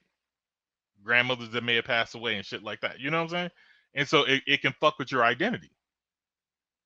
So I'm like, to minimize all that damage that can occur, you just DNA test everybody. And that's all the problem. This is where 23andMe fucked up. They should have fucking tried to get that government contract. They would not be declaring bankruptcy right now. Well, the other thing is some women who get pregnant, like young women or people who are just fucking around, right? Yeah. Having one night stands, they don't declare the father. And then they get on public assistance, and then later on they have to, or whatever, and then the father is responsible for the funds that the mother took from the government. Yeah. So like I had a buddy, like I said, I think I said it in a text. Buddy of mine had a sexual relationship with a girl. She vanished afterwards. Didn't see her for a while. Saw her again. She was pregnant. He was like, "Is that me?" She's like, "Nah, you good." 10 years later. Oh man. He get a letter from the government saying that he because she got on public assistance. They needed a father of record. She never put him on anything before. So she had to. He had to do a DNA test, but he wasn't responsible because he was never declared. He wasn't responsible for the back right. pay. You know what I'm saying? And then he ended up having to pay child support, which fucked off. Like all of a sudden he has a kid that he has to take consideration for. Luckily, it all worked out. Him and the kid are great. He paid the money, all that shit, and the kid's an adult now. But you know what I'm saying? That kid missed out on grandparents that he didn't even live far from. You know what I'm saying? Is that hold on? Yeah. Is that's not? It seems to me that that's entirely the mother's fault for not telling the truth. Yeah, because he asked her straight up and got lied to. Right. And so like there's always a lot of this paternity bullshit. And in the past, before we had these tests, you know, like the one friend I was telling you about, a lot of people, I don't know if you heard, but the person I was talking about, his mom cheated, and then the husband decided to keep her, and then she found out she was pregnant, and he decided to raise the baby, but he treated that baby slightly different than all the kids he knew was his real kids. Right. Yeah, yeah. And the overall family knew and kind of treated that kid a little off, you Man. know, Yeah. on the father's side, because they like, you ain't one of us, you know. And so And that fucks a person up. and that fucks a person up. So like, to stop the fuck up, you know, if you take the test late in life, you're bound to do damage. If you take it at the start, we never have to traipse in those fields. All the damage is going to happen at the beginning and clear You out. can. It's easier for you to adapt when you're young versus once you're old and you already set in your, like, once you set in your ways, man. Yeah, and that shit happens. It's only gonna hit your parents. Your parents Yeah. gonna argue about that shit. They're gonna figure it out, and then the course is gonna reset itself. Isn't this the plot to the Matrix? What? Don't they say that? Don't they say that shit? Like, oh, we never awaken a mind that's too old. Yeah. Oh, I mean, yeah. Well, in France has a policy that you can't take DNA tests, unless I think unless it's court ordered or some shit like that, because they don't want to break up families. Because everybody fucking over there. Yeah, they fucking a lot in France. Yeah. The French may not fuck around, but they do fuck around a lot. But when they do, they fuck around a lot. I don't know, man. Look, let me tell you what my biggest gripe is about the French. Okay, they don't wear. I've never experienced this personally, but you knowing me, I'm gonna fully admit that this is completely painted by my biases. But I heard they don't wear deodorant, and that pisses me off, and I don't want to be around them. They like that natural scent. You can be natural over there, away from me and my nostrils. Well, that's why they fuck around so much. They know what they know they know they're giving in to that natural chemistry.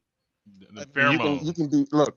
You can be natural and pheromones over there. I like it over here where it's clean and it doesn't stink. You know what I mean? Like, we're good. And when you couple that stinkiness with the fucking occluded R sounds, it sounds like they're pissed. I'm sorry, man. Like, if you chick and you have BO and you sound like you're Russian when you're talking, I'm sorry. You need to be like sucking. Like, the head got to be right. You got to be Gluck 6,000 in order for me to consider you. Oh shit! I was looking for this video. I found a video where the mother is requesting paternity tests because she don't want to pay child support. What? That's how bad it is. That's how bad it is.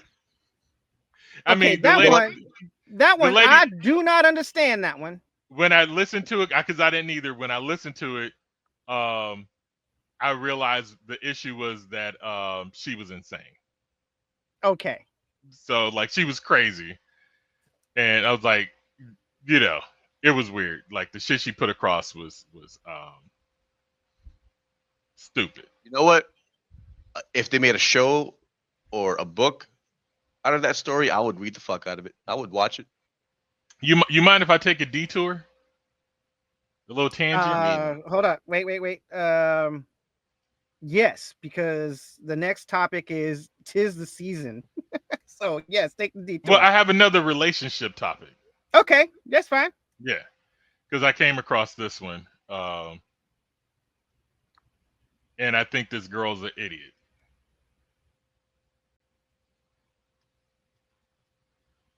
All right, listen up. The caption reads, "He dumped me after 9 years, and now he wants to meet up to tell me something." No, this is not it. This is the wrong one. My bad.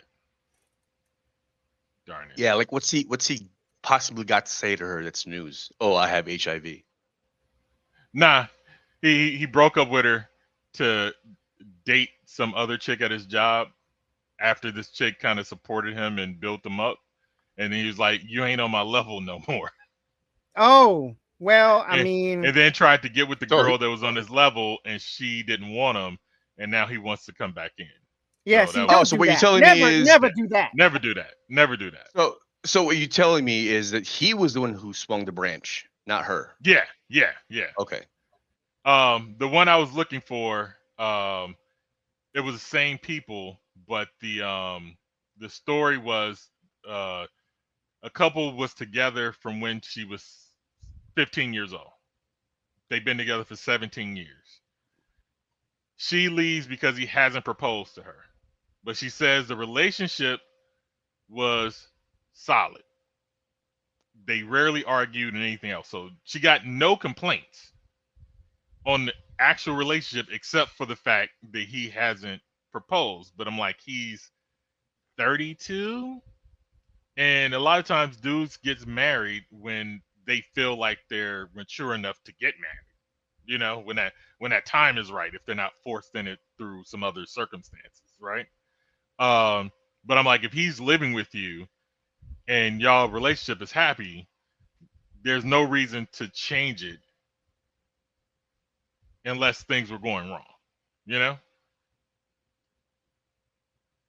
I can dig it. I think that's the same reason why Goldie Hawn and Kurt Russell never got married.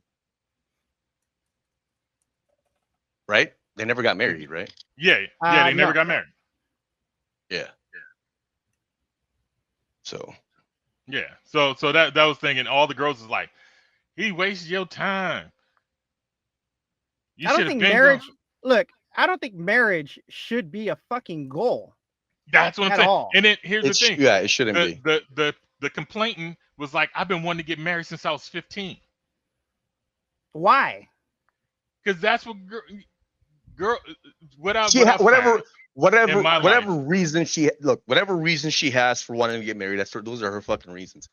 I think the point Right. that we're all agree with is like that shouldn't be the goal.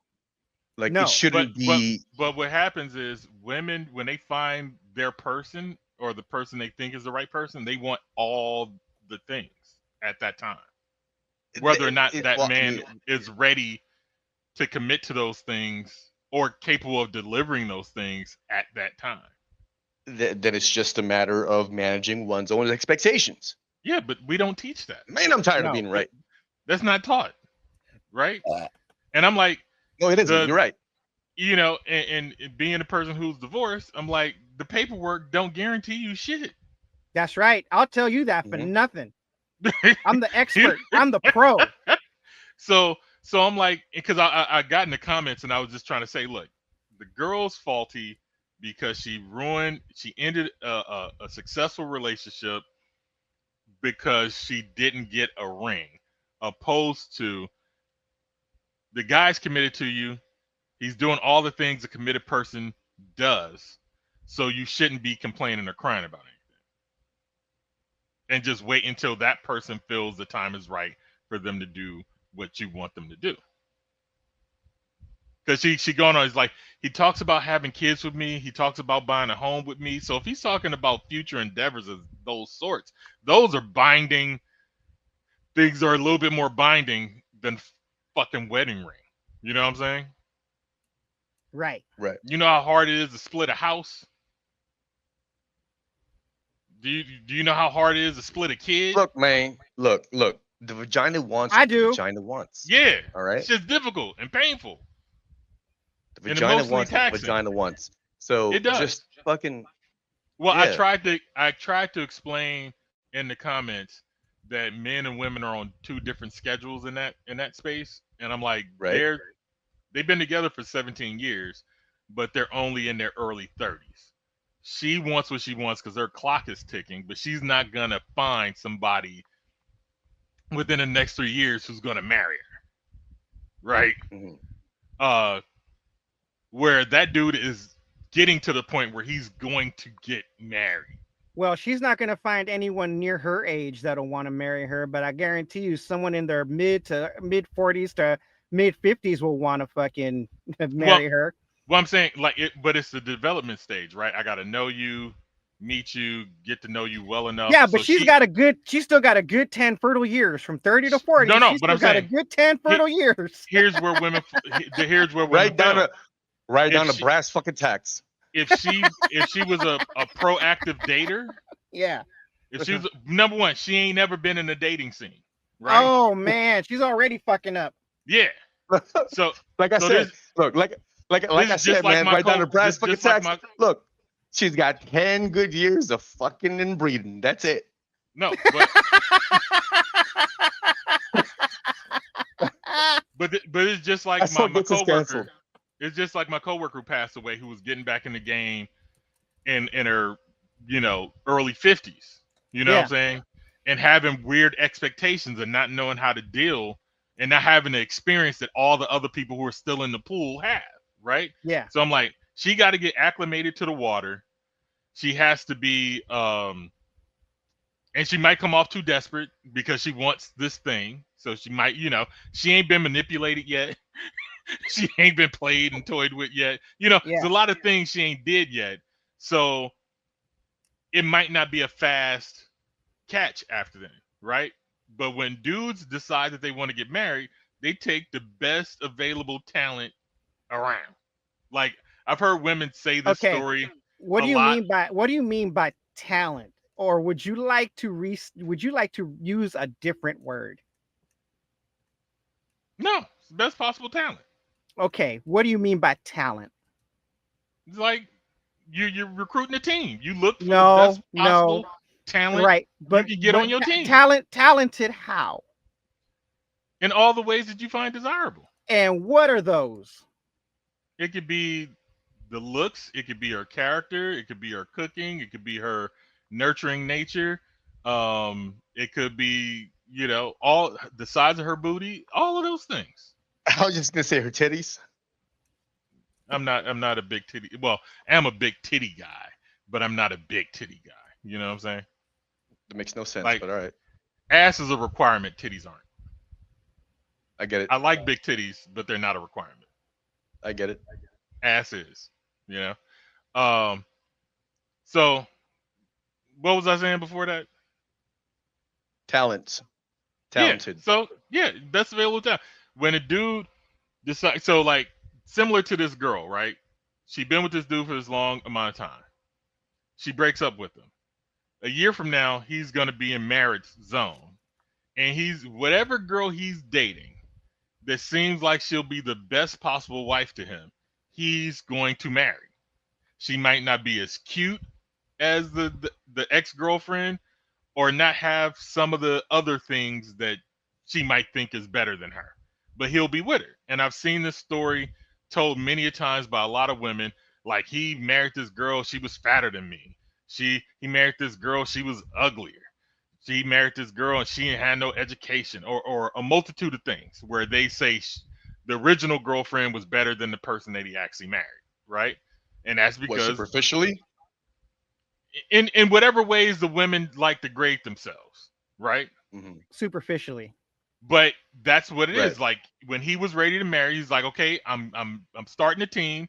Who can I pick from? You the best talent. You want to do this? Yes. And then he go get married. Now, if the girl would wait until he's like you in the pocket and you wait, then boom. Now, there have been stories of women who stayed with a dude and he dumped her and then married somebody else because she wasn't marriage material and he was just holding on until, he was ready to jump off. So it is risk involved, but, you got to read signs sometimes. Right.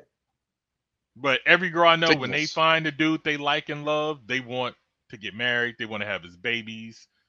They start going raw. You know what I'm saying? They do? They don't go raw just from the get-go? We talking about other people's lives, not mine. I mean, you said it. I was talking about me personally, but hey, you said it. I'm just kidding. All right. Don't be a fool. Run your tool, everybody. Come on now. All right. 'Tis the motherfucking season. Yes, it is. Yes, it is. For what? Earthquakes all It's the fuck earthquake around. season. It's volcano season. It's tsunami season. It's all the seasons. Look, it just We're missing just one season. Hurricane season. It's fucking- hurricane it's- season. No, it's calamity season. Fucking calamitous. Man, a 4-pointer. What's happening? This is what is this amateur hour? Hey Jones. No, but look, There's more. Yes, there's more. That's after the 8.6, I think it was 8.7, 8.8 Russian earthquake, which caused this tsunami. Right? And then a day or two later, the tsunami happened off the coast of California and the Hawaiian Islands. And the Hawaiian Islands got I think I don't think they have major damage, but people had to evacuate because it was coming in a little too far. Yeah, people had to evacuate up the volcano. Wow. And then there's the volcano up north that's had several earthquakes in it. Was it active? It will be if these fucking earthquakes keep happening. Because it would have been a lot cooler if it was active. Like in Seattle, like in Washington State, like Oh, up north there. One of those volcanoes. St. Helens? Yeah. Mount Rainier? Which one? I don't know. I forgot. You don't have a video? You don't have there's a lot. Yeah. I have to dig for it. All right. Hey Jones, can I inform you of something? I had a very busy week, motherfucker. Okay. Look, no, wait. Hold on, no. This speaks to a much more broader fact, right? You understand that where we live is called the Pacific Rim, right? Yeah. Pacific Ring of Fire. Yeah, specifically the Pacific Ring of Fire. You know why they call it that, right? No, tell me. Because it's very seismically active. Yeah. See? The season. Yeah. And I'm pretty sure we got you on the podcast saying the season is all year.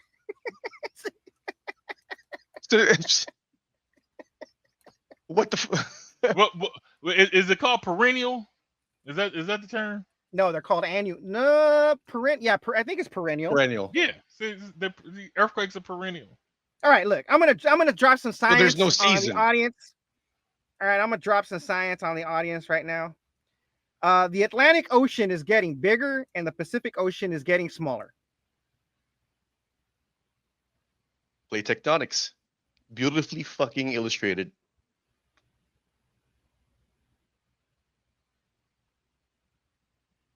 Did I lose you guys? No. Like, why are we silent? I'm looking up perennial. Oh. It means all year. Or all the time. Every year. Often returning for many seasons after a period of dormancy. Annuals complete their entire life cycle within a single growing season. Evergreens. That's what they are. Evergreens.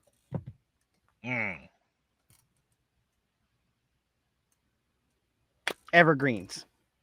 There's perennials, annuals, and evergreens. So earthquakes are evergreen? Yeah, volcanoes too. Hurricanes. Hurricanes are perennial or annual. So by virtue of the label, perennial. Yeah. Or no, evergreen, I mean. By Yeah. nature of the label evergreen, it doesn't fucking change. It's green all the time. Yeah. So therefore there is no season. It's a direct contradiction of the label.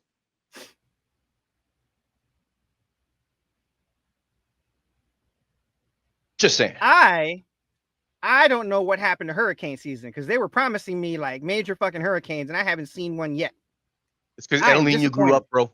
El Nino is a fucking El Nino got deported. That's what happened. Damn you, Trump! Yeah, I ain't heard of a good El Nino storm in a minute. Yeah, because look, man, look at what happened to Elian Gonzalez. Right? He was the rage for like a period of time. Like Chappelle even made a fucking a skit that had him in it, and we forgot about him. You know what I mean? Only this time he got deported instead He went of back to Cuba. We forgot all about him. Yep. Man. Yeah. But so did this give you a chub? Yes. Actually, I didn't feel the 4.4. Yeah, and that was in Fontana, which is like nearby. Yeah, I was at the office and people were like, "Trey, did you feel the earthquake?" You're like, "What earthquake?" Then people start emailing, the office, and it's like, "Hey, is everybody okay? Anything happened?" It's like, "Nah, I didn't even know." So some people felt it, some didn't. I don't know if I was like shaking my leg, So I'm always, got the Jimmy leg. So right. I don't know if I was doing that or okay. What is the Jimmy leg? When you like shake your feet. When you're shaking your leg, when you're bouncing your feet, bouncing your That's leg. called restless leg syndrome. But I like Jimmy leg better. That is not restless leg syndrome in the pathological sense that we would be diagnosed with. Yeah, like I can stop it. It's just a way of stemming to some degree. But what so you got you got the tism too, huh? I guess. No, he's just anxious. No, so all that shit that Hey Jones just said. No. Hey, no, hey, listen. I mean, he is left-handed. That's gotta be tism. Listen. That's gotta be a tism symptom. Like it's sinistral. There's a reason why they labeled it sinistral, left-handedness. But to my point, the point I'm trying to make. You call me sinestro? Yes. No, not sinestro. Sinistral. As in, you really got to contort the tongue to say that shit. Who you fucking telling? I'm saying it. I'm listening to you saying it, and I can see your tongue doing backflips to do it. And but check this out, look. And I'm high, and you're about to make me forget. But look, check this out. All that shit that Hey Jones just said about, it was only 4 point. I didn't fucking feel it. That tells me that Hey Jones is a size queen.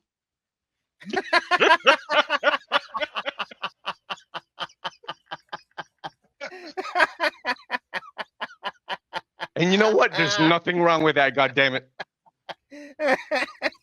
That's right. I guess I'm a size queen too, because it's like only a 4-pointer. Is this earthquake a grower? And is earthquake a grower or a shower? Yeah, all you Cali motherfuckers can't appreciate a goddamn earthquake. Gotta be a big one, motherfuckers. You already got the biggest goddamn. Yeah, you already got the biggest fucking fault line this side of the goddamn world. Why is Russia getting the fucking 8-pointers and we only get 4? I mean, I don't know, man. I mean, we want some destruction. I mean, this look, Tenet started in Russia. I'm just saying. Right.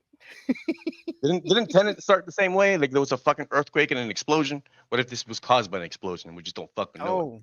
No. It's not. It's not. They would have definitely been signs. We have satellites and shit that would have shown us that shit. So I don't know, man. I don't know. All right. Well, if they could figure out a turnstile, they can figure out how to fucking hide a goddamn look. Yeah, if they could make someone believe they're looking at a certain perspective in Mission Impossible, we're talking about fucking the turnstile right here. If they can figure out the goddamn turnstile, they can hide a goddamn explosion. I'm just saying. And I could be it could be because I'm really fucking high, but continue. All right. Well, earlier we talked about Nick Fuentes, the self. He calls himself a Nazi. That's not a word that we call him.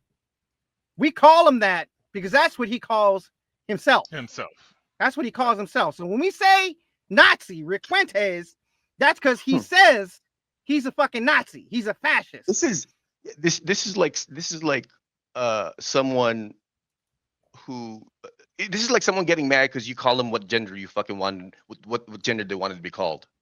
Right. You know what I mean? Yes. So, like, Yeah. it makes no sense. Make it make sense. Right. So Nick Fuentes benefits from the fact that he doesn't have a real job, right? Like us. Well, I mean me. I was about to say, like, speak for yourself, bro. But if you happen to be a Nazi or don't want to be called a Nazi but still want to consider yourself a fascist, do not have a real job. Because there will be consequences. Hey, Jones, if you will, present us with Exhibit 8.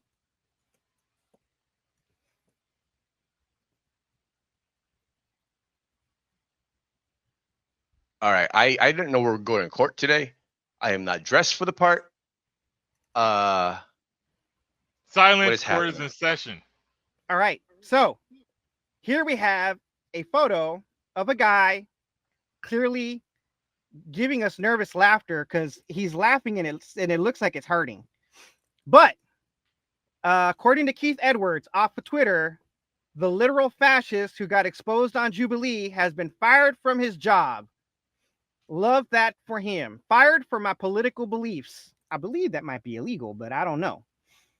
My name is Connor, and I was recently shown in the latest Jubilee episode. As a result, unfortunately, I was subsequently released from my job. I'm raising money as an emergency fund and for other expenses while I look for a new job. To clarify, I was terminated from my position for holding fully legal, traditional, right-wing political views. This is cancel culture and political discrimination on full display. I just went on the Rift. I guess that's a podcast where I shared my story of what happened. You can watch it here.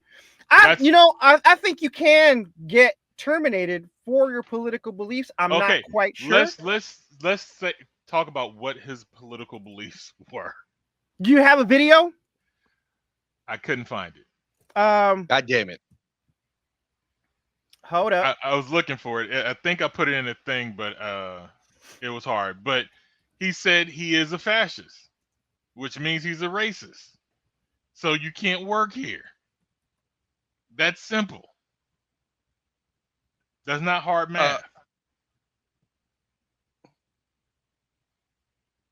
Okay. Or is it? Hold on. Say again. He said he was a fascist.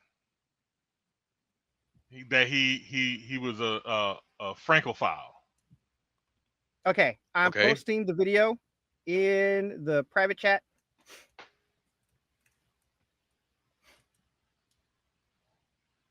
Okay, I got it.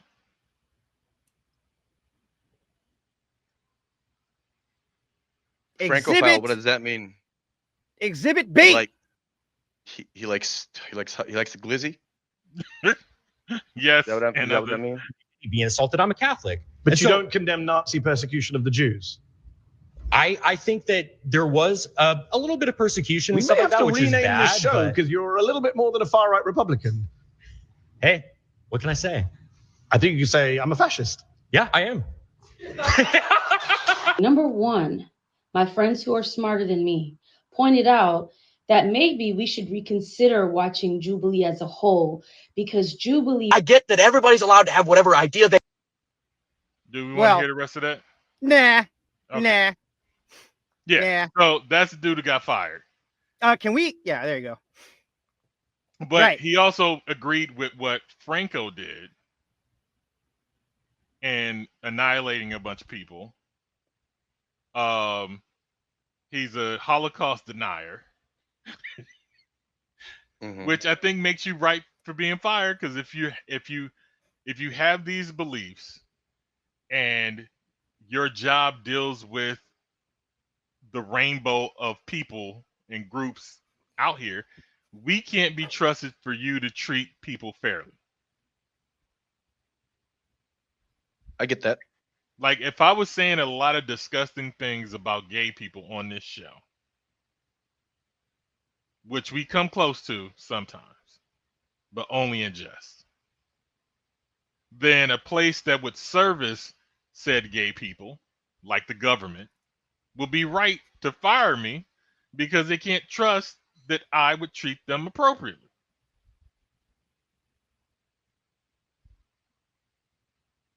And that would be something that I would know about. Like, I could probably discern whether or not you're straight or gay, you know, based on your situations, right? I'm in trouble. I'm in trouble then. Why? All right. So I asked Jaime. Jaime says that in most states you can indeed be fired for your political beliefs. However, in states like California, it can be a fascist and actually sue your job for political discrimination if you are a fascist. Well, so you can be a fascist in California. I mean, sorry, California, and keep your job. Well, he's in California, I do believe. I don't think he is. Oh, Jubilee got all the clips right there. Yeah. Want more? Yeah. All right. Of course. Don't tempt me with a good time. Donald Trump is pro-crime and pro-criminal. I would just like to ask, what makes someone pro-crime versus, anti-crime? I think when you're soft on criminals, when you let criminals out of prison, when you pardon people who've assaulted police officers, you're pro-criminal. Donald Trump pardoned almost 1,600 people who were involved in January the 6th. I think 600 of them had been charged with assaulting a police officer or obstructing a police officer. 170 had pled guilty to assaulting a police officer. 70 had pled guilty to assault with a deadly weapon. J.D. Vance said, we're not going to pardon the violent criminals from January 6th. Donald Trump pardoned all of them. Are you okay with that? I would say January 6th is a very special case. I would say it's almost a climax point in history. I would just phrase the question this way.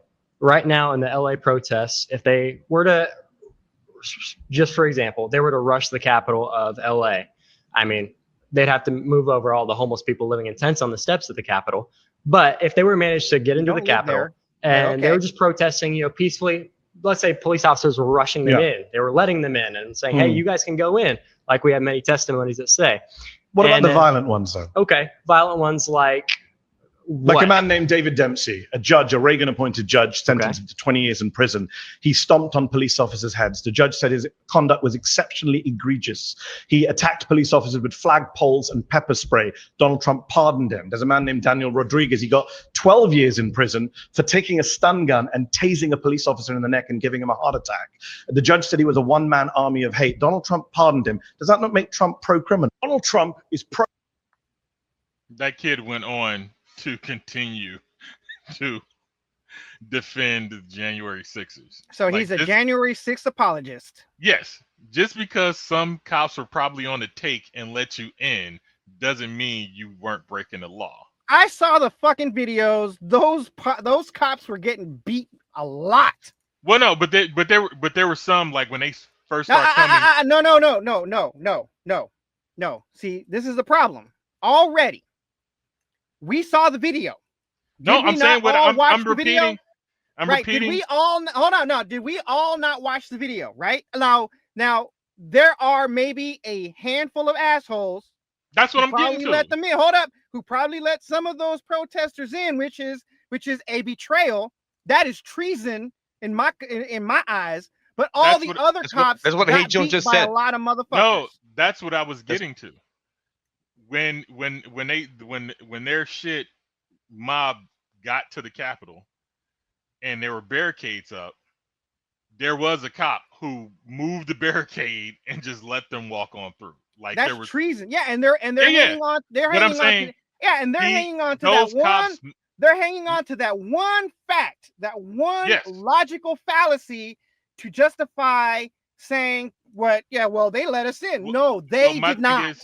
Those cops may have been on the team, which is why they didn't get their asses beat. You know what I'm saying? Some might have just been pussy. It was like, oh, big mob, hey, just go on in. I ain't gonna stand in the way. You know what I'm saying? So there's a multitude of reasons why the cops who did nothing didn't do anything. Versus we do have a list of cops who were hurt and injured during that event or riot. Can we just really say can we just say the real shit? A lot of cops got their ass beat. Can we not say that? Can we not say that? Can we not say more cops got their ass beat, pepper sprayed, and stun gun than pussied out? Yeah. Can we say that? Can we say that? Yes. Okay. Thank you. Thank you. Thank you. When I say yes, we can, you gotta call me Obama. Nah, that's you need. You gotta say thanks, Obama. You gotta say thanks, Obama. Nah. Fucking do it. Thanks, Obama. Thank you. You keep itching. So you keep itching every other week. You itch closer and closer to that card. So close. Fucking right, doggy. That's good cake. That's how you do, inch by inch. You know what I'm saying? Nickel and dime that shit if you have to. Let's see. There's more. Let me see. Let's see if we can find a main kid. They ain't showing his face. Okay. Let's see. Trump's former best friend. Let's see. My family lineage is settlers from the 1500s. So you don't look very Native American to me. I am Native American. Whites are Native Americans. What are you talking about? What are you talking about? You're a little bit more than a far-right Republican. Hey, what can I say? I think you can say I'm a fascist. Yeah, I am. Listen to me. I am an immigrant. I'm speaking from personal experience. Get the hell out. I don't even like. I should get the hell out. Yes. Why? I don't want you here. My first claim is Donald Trump is pro-crime and pro-criminal. Donald Trump is defying the Constitution. Immigrants overall are good for America. Donald Trump's plan for Gaza is ethnic cleansing. Oh, the kid who said he was a fascist, and I do believe this should be reason enough to get rid of him. He only likes the Constitution for the parts that he likes. Yeah, I remember him saying that shit. Yeah. And I was like, that's so un-American. That you should be deported. Well, I mean, it's un-American now, but it wasn't un-American when they first wrote the Constitution. Just saying. Yeah. You know what else is fucking un-American? However, I do want to caveat by saying that the Constitution was not written for Catholics, and the reason why the revolution happened was to get rid of Catholics. Yeah, you fucking. I think he brought that up somewhere. Look, go ahead. You know what else is? You know what else is un-American? Not eating bacon or eating fucking turkey bacon. Whoever eats turkey bacon should be dragged into the street and embarrassed. We eat it for the health benefits because pork can kill us. Okay? No. People who eat turkey bacon should be allowed to eat turkey bacon because that shit has more sodium than actual fucking bacon. Which is why I stopped eating it. I was like, just eat the regular shit. Just eat bacon. Exactly. Just eat bacon. Goddamn. Now, how do you feel about beef bacon? He's like an American.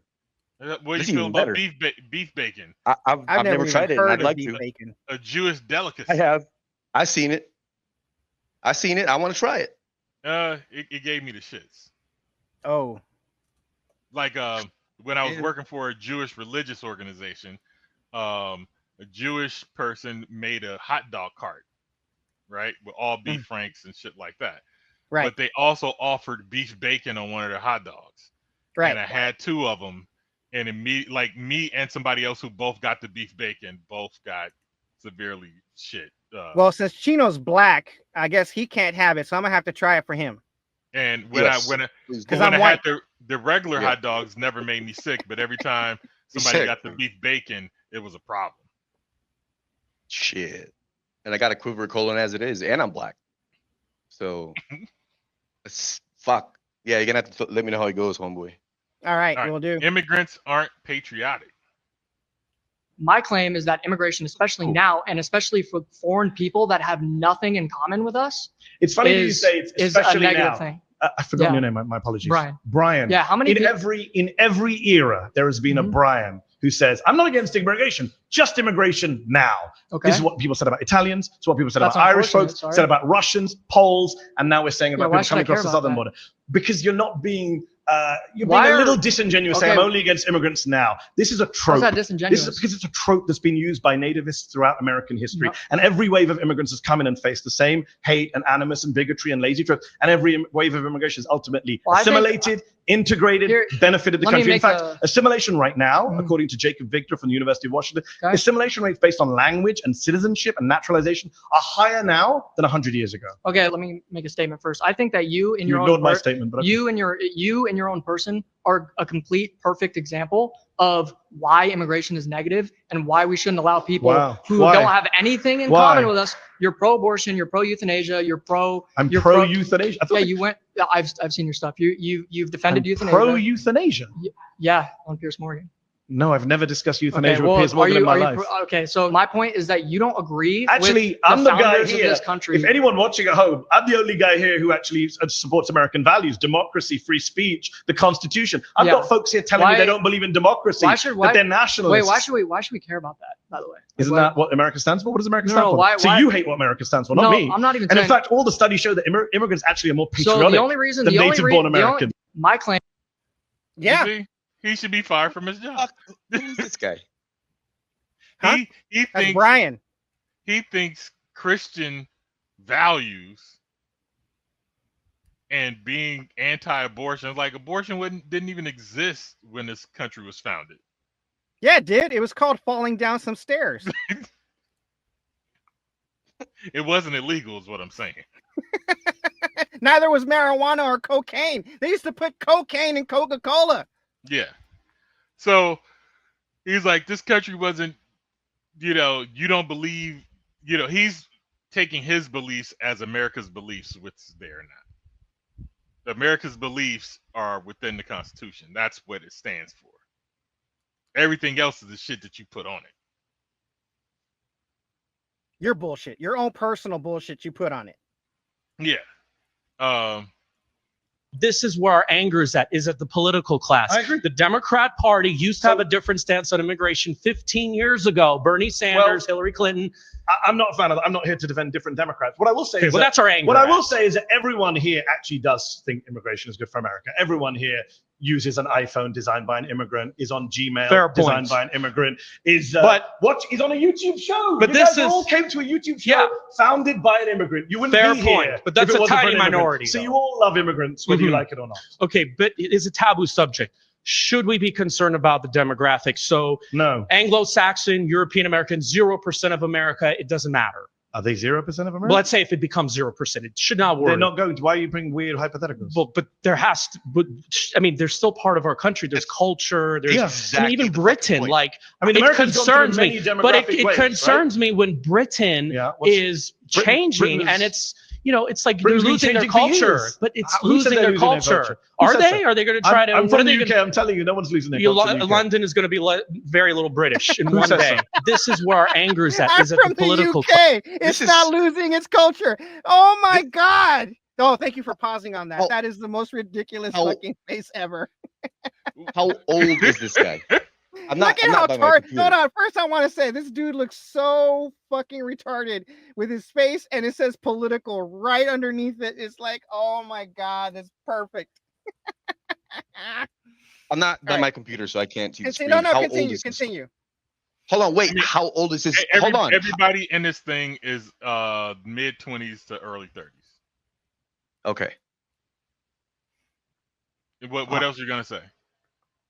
that was it. Nigga, that didn't matter. Yeah, who is going to tell Keith Young? You're right. Who's going to tell this kid he ain't white?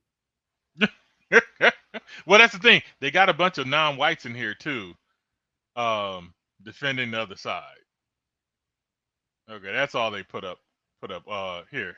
So your side, not Donald Trump, has passed a series of laws in California. Let's go with California. It's where we are right now. It's where I'm from. I don't know. Are you from California? No. Or okay. So in California, for example, the state legislature, completely progressive, just passed a law that limits sex offender registration to 10 years. It was life before. That's pro-crime.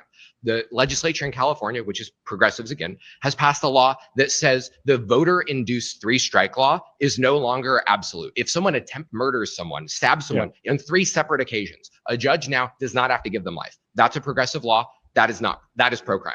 You support that, don't you? I actually don't support sex offenders coming off a list. I think they should be on for life. Okay, so you disagree with progressives. So hold on. You and I both agree that sex offending is a bad thing, especially child sex offending, right? It seems like you and I agree on that. I agree the on that. legislature of California doesn't. So I'm not here to debate the legislature of California. I'm here to debate Donald Trump being pro-crime. And I'm saying that Donald Trump was friends with Ghislaine Maxwell. When Ghislaine Maxwell, who's the worst child sex trafficker of our lifetime, she's serving over 20 years. Do you know Ghislaine Maxwell? Yeah, she's actually not. Jeffrey Epstein's the worst sex trafficker. He's dead. I'm talking about people alive right now. It's interesting, though, you didn't use his name, right? Wouldn't he be the one who did this? Oh, great. I'm glad you brought up Jeffrey Epstein. Jeffrey Epstein, before he died, did an interview with Michael Wolff. He's on tape. I don't know if you heard the tape. He says, my closest friend was Donald Trump. I was his closest friend. Elon Musk, I'm not sure if you've heard of him. He tweeted recently that Donald Trump's name is in the Epstein files. And Ghislaine Maxwell, who was the right-hand woman of Jeffrey Epstein, when she was on trial for child sex offending, which you and I are opposed to, Donald Trump stood up and said, good luck to her, I wish her well. So yeah, that makes him pro-crime and pro-criminal if he's being soft on child sex traffickers. Well, you just said they were to your side, not Donald Trump. And fell into that one. And that, my friends, is a perfect transition to our next fucking topic. Ghislaine Maxwell got moved from her Florida prison to a low security prison in fucking Texas after Trump's lawyers talked to her, after the FBI, after it came out that the FBI redacted Trump's name from all of the Epstein files. And he was considering a pardon until there was a sudden backlash about it. And now he's thinking he's crawling that thought back. Well, see, he literally said, I am considering a pardon on Maxwell. And then when people started going against it, he was like, yeah, well, maybe I won't. But see, I told you that was in our earlier conversations during the week, and we were talking about this. That's what I was saying. She's going to keep her lip shut about him and whoever they don't want to expose. Everybody who they do want to expose, i.e. Democrats, she will expose in Congress and then get her fucking deal reduction. That's how she gets out and not murdered. I say this. I say that she comes out. Can we get rid of this? I say that she comes out, fingers a bunch of Democrats and rich people that were against Trump that were on that island, like Bill Gates. That's what I just said. Right. Now, I'm agreeing with you, right? But instead of getting a pardon, she gets Epsteined after that. That's what I was going to say. No, but she showed her loyalty. They just let her out. No. Too much of a risk. She's too much of a loose end. Yep. They still need somebody connected to run the operation. What operation? The operation they were running. That operation has not been operational since they've been in prison and Epstein was dead. And she knows how to start it back up. She still got to connect. You think she's going to start that back up? No, she's going to go back to England. She's going to start it back up with more protection. No, she's going to go back to fucking England. If they'll take her. You're running from afar. No, she's going to go back to Israel. And she's from Israel? Her dad is Israeli and she's Jewish. So if you got Jewish she'll fit right in. Yeah. Because they do have a child molestation issue over there. Motherfuckers. We never hear about it, but just like we don't hear about the Israeli citizens who are against what their government is doing. We don't hear about them neither. No, we do not hear about them. But yeah, he was considering pardon Ghislaine Maxwell, and now he is walking that back.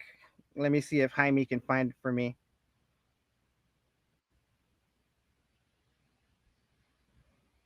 You guys can talk while I'm looking. I'm looking for our next topic, like if we had anything on our next topic. How do you pronounce her name? Ghislaine? Yeah, Ghislaine. That's the Israeli twang. Yeah, that's Ghislaine, but you can call her Ghislaine if you want to. Ghislaine.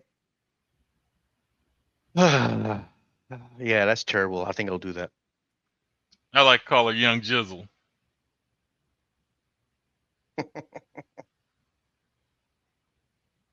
I don't know. That sounds a little too cool.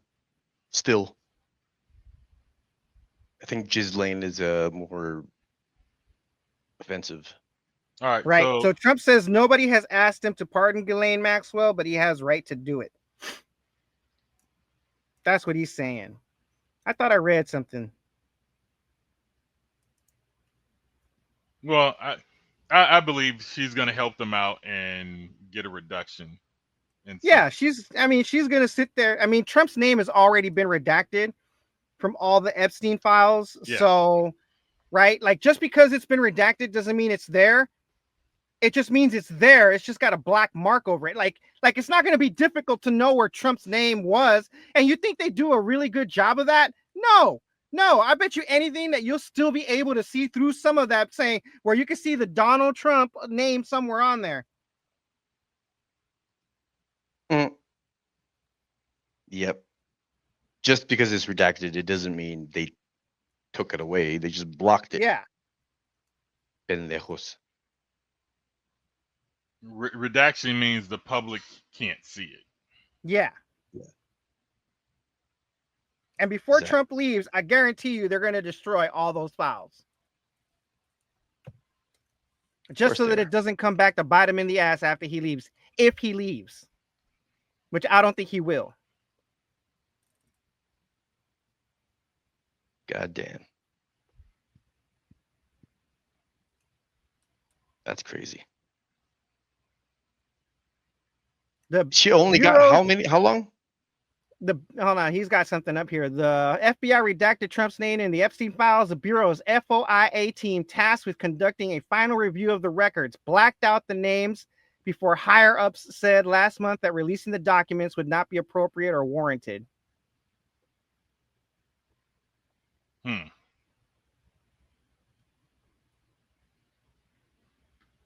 So apparently what we're seeing here is that Republicans are actually okay with pedophiles. Yes. As long as the pedophiles are Republican and pro-Trump, which makes me believe that Jared Fogle should start wearing a MAGA hat and register as a Republican. Wow. I mean, if the shoe fits. Fucking Jared. Man, it's some heinous shit. Next topic. Trump has an IQ of 73. I mean, is this based on his grades or an actual IQ test? It's based off an actual IQ test that he took back when he was at a military academy as a kid. I mean, oh, that was his IQ as a kid. Could it expand after that? Does it look like it has? I'm just asking. I'm being not impartial. Not in the way that you would, not in any substantial way, and not this much. Like, well, actually, I'm speaking here. There are ways to improve your IQ, but you know, you're not going to be a fucking super genius. You know what I mean? Like, you're not going to have Marilyn Vos Savant type of IQ. So, yeah. What you got is what you got. No, I thought it would grow over some time. No. And when you got Alzheimer's, there's really no hope for you after that. Once Alzheimer's gets a hold of your brain, it's over. You know, I heard a joke about people with Alzheimer's. What if trans people, you know, like they get Alzheimer's disease and like the dementia that it causes, like they look at themselves like, wait a minute, what if they default to factory settings? They're like, oh shit, where's my dick? Like, what happens? You know, like, I wonder what would happen if that should, you know, actually. Okay. Is there a punchline to this? Yeah. Like, how would they react? What if like they're trans and they suddenly like, you know, in their old age, they default to factory settings and they're freaking out because now they have I tits think, and what happens to their dick? not to kill your joke, but I think that if they're trans and Alzheimer's gets a hold of them and they wonder where's their dick, I don't think they were really trans to begin with. Well, there's only one way to find out. So, trans people. Science. Go ahead and do that shit. Because you know, I just want to see. I want to see the wild shit that happens. I wanna point out the paradox of just a joke, people, not a dick. I just want to point out the paradox of there being like trans people actually existing, and that is that trans people kind of reinforce the dual sex paradigm. I'm not following. I'm not sure if I'm saying that correctly, but the fact that a woman or a man feel the need to transition to the other sex means that there are only two genders. Exactly. Oh, that's just like saying, you know, if bisexual was true, then that just means there's only two fucking genders. Something like that. Yeah. Yeah, it's kind of like if you're a bisexual man, you're fucking gay. Yeah. Who likes fucking women. Occasionally. See, multiple genders would be male, female, trans female. But if you keep choosing one or the other anyway, then that's their arguments have always came to that conclusion. Like if you the LGBT crowd, like, oh, everything is fluid until a nigga's trans, then it's not fluid. Right, until a trans man wants to become a trans woman, or a trans woman wants to become a trans man. Yeah, you're trying to put all the fluid over here. Right. Like when you make the choice to transition from one sex organ to the other, you are reinforcing the gender binary. Yes. That is the paradox of the existence of trans people. Yeah, I call it a paradox because, hey, you want to believe shit's gender fluid? You know, people believe in a sky daddy.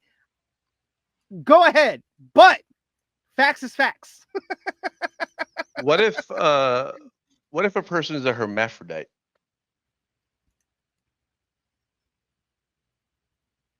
Those are the only ones that give up your sex now. You they're fucking they're intersex. Yeah, you. I don't even know what the hell to call it. What is anti-trans? No, that's not anti-trans. Anti-gender. Oh shit! This is what I wanted to tell you earlier. What's the slur? What's the slur for that? It's a slur for calling them a hermaphrodite.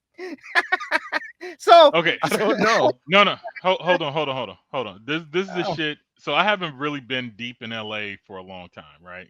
Right. So yesterday I was meeting up with some homies for some barbecue at Baby Blues. And as I was leaving, I was taking one of the homies home, and I got turned around and just went on like this long detour through Santa Monica and whatnot. And driving behind a white truck has a flag on it. Oh, then I looked down and it was like, "Don't trans our kids." And then he had a gays for Trump sticker. Threw me the fuck off. You know who doesn't reinforce the gender binary? Who? Anti-trans people. Man. TERFs. TERFs. I like that. I like that name. That shit sounds tough. TERFs? Yeah. Yeah, they're the ones the who are turf again for actually the not. kids? They're the ones that are actually not reinforcing the gender binary, because they're the ones who want you to distinguish yourself from a natural born woman to a trans woman. It's What is not natural turfs? born. That's derogatory because Oh. trans people are natural. It's biological. Oh, biologically. Biological male and female versus non-biological male and female. Surgically altered. Yes. Medically altered. Medically altered. Because some of them they just take meds. Some of them keep their original fun bits. Working parts. Yeah. Gotcha. And they just live their life, Gotcha. as other. Yeah. All right. Medically altered. Medically altered. Yeah. So, but intersex is the term for. But the anti-trans people want those distinctions. Yes. Whereas the trans people want they want to be called women to reinforce the gender binary. Hold up. Again, the paradox. Hey, give me a second. Hold on. Can we remind the kids what turfs mean? What is it? Trans something. Hold on. Trans exclusionary radical feminists. Yeah. So it's women who are against trans women being considered women. Women. Yeah.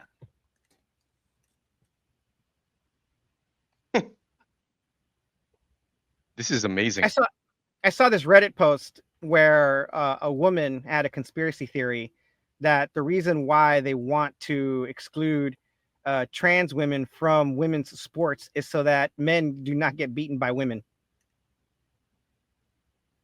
Good. Repeat that.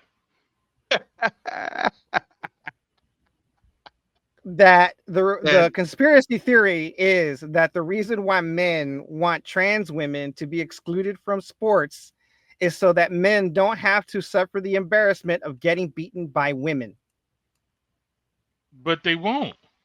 It's going to be the women that are going to be getting This is why I call it a conspiracy theory, not a conspiracy fact. Men don't care.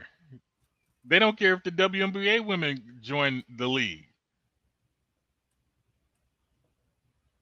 As long as they're wearing lace panties and bras. The only space where that's a problem is in boxing. That's the only place where I've seen that argument, because the dudes are like, if I beat the shit out of her, I don't get no bonus points for beating the chick. She gets bonus points for beating me, and then I get bonus negative points for getting my ass tapped. You know the criticism that Jake Paul had. Every time you hit the bitch, you lose a point. Yeah. Here, listen. It's the same criticism that Jake Paul received when he fought Tyson, right? Like, he doesn't win in this case. Like, it doesn't matter what happens. You know, Mike if Tyson knocks you out, he's supposed to. Yeah, you knock out Mike Tyson. No, wait. Hold on. If Mike Tyson wins, then that means that, well, you got beat by a fucking 60-year-old man. And then if he wins against Mike Tyson, then, well, he just beat up an old man. So it's the same shit with fighting a chick. You know, either way, you're going to fucking lose. So you're either going to get looked at as the dude who beat up on a chick or the dude who got his ass kicked by a chick. Either way, you might as well take your fucking nuts off and give it to the chick who beat you up with. I mean, you know, that would make for great fucking television. It would. That's why. If you get two people who want to transition, right? One man, one woman. If the woman beats the man, she gets the dude's balls and his dick. Took that from Fight Club, right? Remember what Now, I don't know what the man gets. I don't know what the man gets if he beats up the woman. Hits. But nothing. Hits. He gets hits. Tits. Tits. Get the titties. Get them titties. Right. That's right. Isn't there a porn genre like this? Like they wrestle first, and then whoever loses gets to do whatever. Yeah, I fucking knew it. There's a genre. Yeah. Man.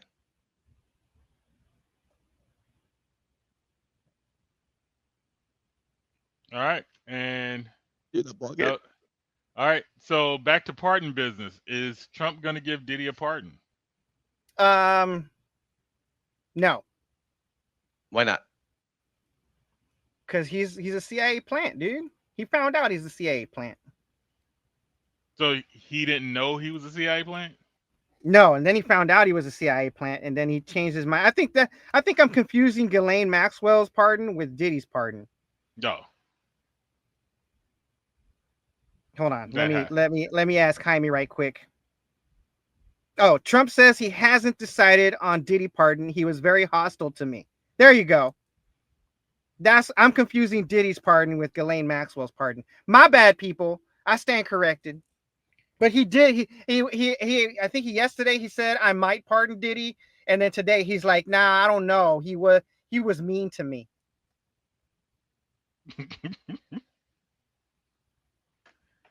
You know, I've never seen a president be more of a punk bitch than fucking Donald Trump. There was this other nigga. I don't even think he served a full term. He was listed as the worst president we ever had, and it was somehow related to George Bush. His dad. The worst president we ever had was, I think his last name was Johnson. It's Trump. Trump. Well, Trump now, but before Trump, it was Johnson. And he was, I think, Andrew Johnson. He was Lincoln's vice president. No, that's a nigga who gave the South back, took away my 40 acres and a mule. Fuck him. Right. He's the worst president until Trump came along. No, I mean bad in the way Trump is bad. Not that like they were doing disastrous things, but like a total idiot in office kind of deal. Talking about Andrew, I mean, there's been a couple. You talking about Warren Harding? Let me see. I think he had the shortest term too. Warren G. Harding? I think he served 8 years. I mean, Trump's making mistakes a lot of the worst presidents have made, like all in one. He's that bad. Like he's worse than Johnson. He's worse than Nixon. He's worse than Hoover.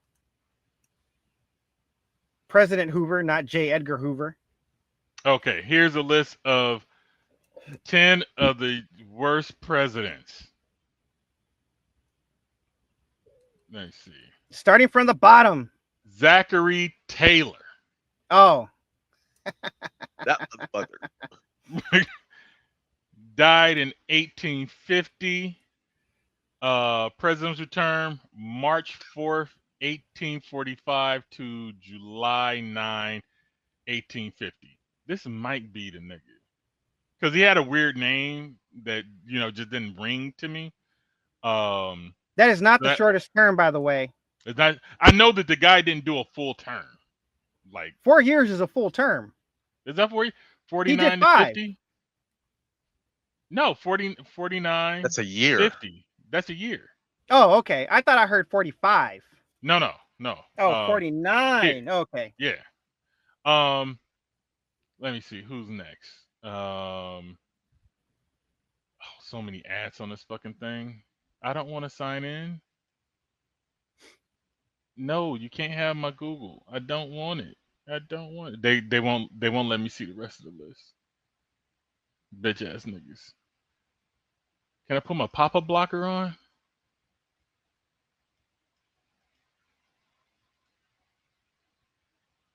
Damn it.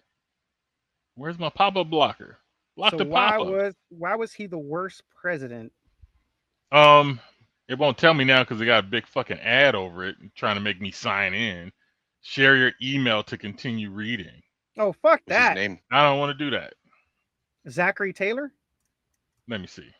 I'm gonna use my old email.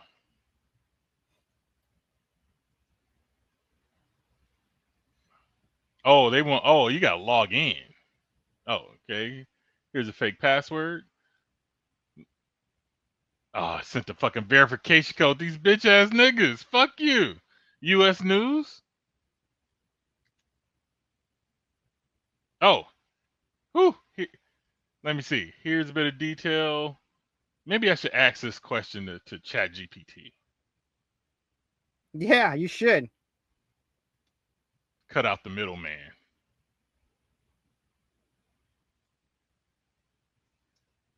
All right. No, Quen. So, Quen 3. Quen 3 is pretty according to good. Gemini, while some historians describe Zachary Taylor as a forgettable president rather than a failed one, his brief 16-month presidency faced criticism for several reasons. Short-term and limited impact. Taylor served only 16 months before his death in office, limiting his ability to make a lasting impact on policy. Disengagement from Congress and party. Despite growing sectional tensions and the threat of disunity, Taylor kept his distance from Congress and his cabinet and ignored the Whig Party platform on economic matters, hindering his ability to lead and compromise. Controversy over slavery in new territories. Opposition to the Compromise of 1850. Taylor's opposition to the Compromise of 1850 further fueled sectional transitions and alienated powerful politicians like Henry Clay and Daniel Webster. Financial misconduct in cabinet. The revelation of financial improprieties by some of his cabinet members damaged his administration and his reputation for honesty. While Taylor's intentions to preserve the Union and stand above party politics are acknowledged, according to Miller Center, many historians argue that his approach ultimately failed to address the pressing issues of the time and potentially exacerbated the path toward the Civil War. But he died while in office, so there was, after a year and a half, so there was no real way we can see the impact of what he was planning to do. Because I don't know if the dude that I'm thinking of may have been a vice president who became president and then fucked that off some kind of way.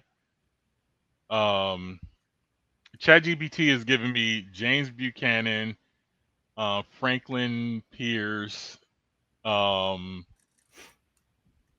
Johnson, and Warren G. Harding. Yeah. But I know all these names, so it can't be them. Maybe Franklin Pierce, maybe. Damn it. I'm gonna find it because I forgot where I read it. It was, I don't know where I read it, but they went through a thing and he basically sounded like Trump. Like before Trump became president, he sounded like George Bush Jr. You know, like how stupid he sounds and everything else. Yeah. But now Trump then took the cake with that. Why don't you just ask chat, what president of the United States is the closest to Trump? What former U.S. president is the closest to Trump in policy, both foreign and domestic? Closest to Trump in policy.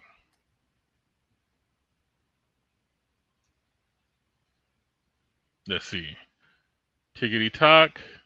Andrew Jackson, Ronald Reagan, Richard Nixon, Grover Cleveland. Oh my God. All terrible. Yeah. But time for that Deadpool. Time for the Didn't Deadpool. Grover, hold on. Didn't Grover Cleveland have a term and then skipped a few terms and won again? I Some shit like believe that. so. Yeah, I believe Grover Cleveland did get reelected. I think he was the only other president that got reelected after not getting reelected after his first term. Yeah. Ray Bradbury. Oh, the Corporation for Public Broadcasting. Man, I can't Funder believe of NPR and PBS to close after loss of federal funding. They killed Big Bird. they did, They motherfuckers. killed Big Bird. But you know what? No, it's cool though, because maybe now Chris Rock can create that show that he talked about in Jay and Silent Bob when he said Sesame Street took my idea. It was my idea. I was gonna call it N-Words with Puppets. So Chris Rock, we're looking for sponsors and also make the show.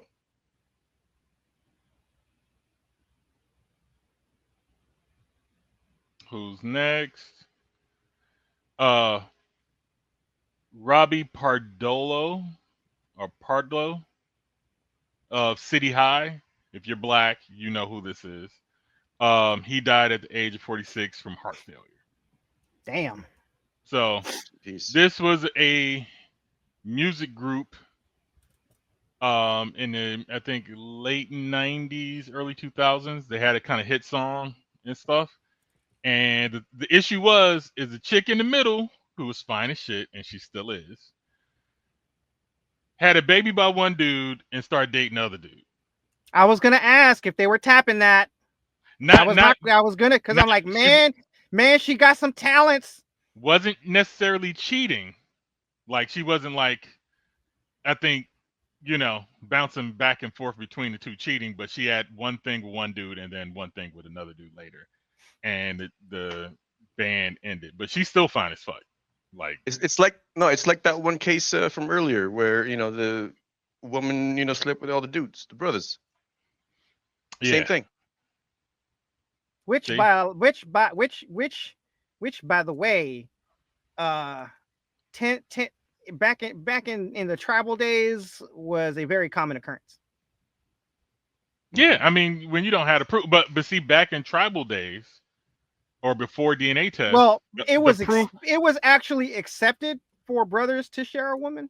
Yeah, no, but I'm saying before DNA testing, if the baby didn't come out looking like the daddy,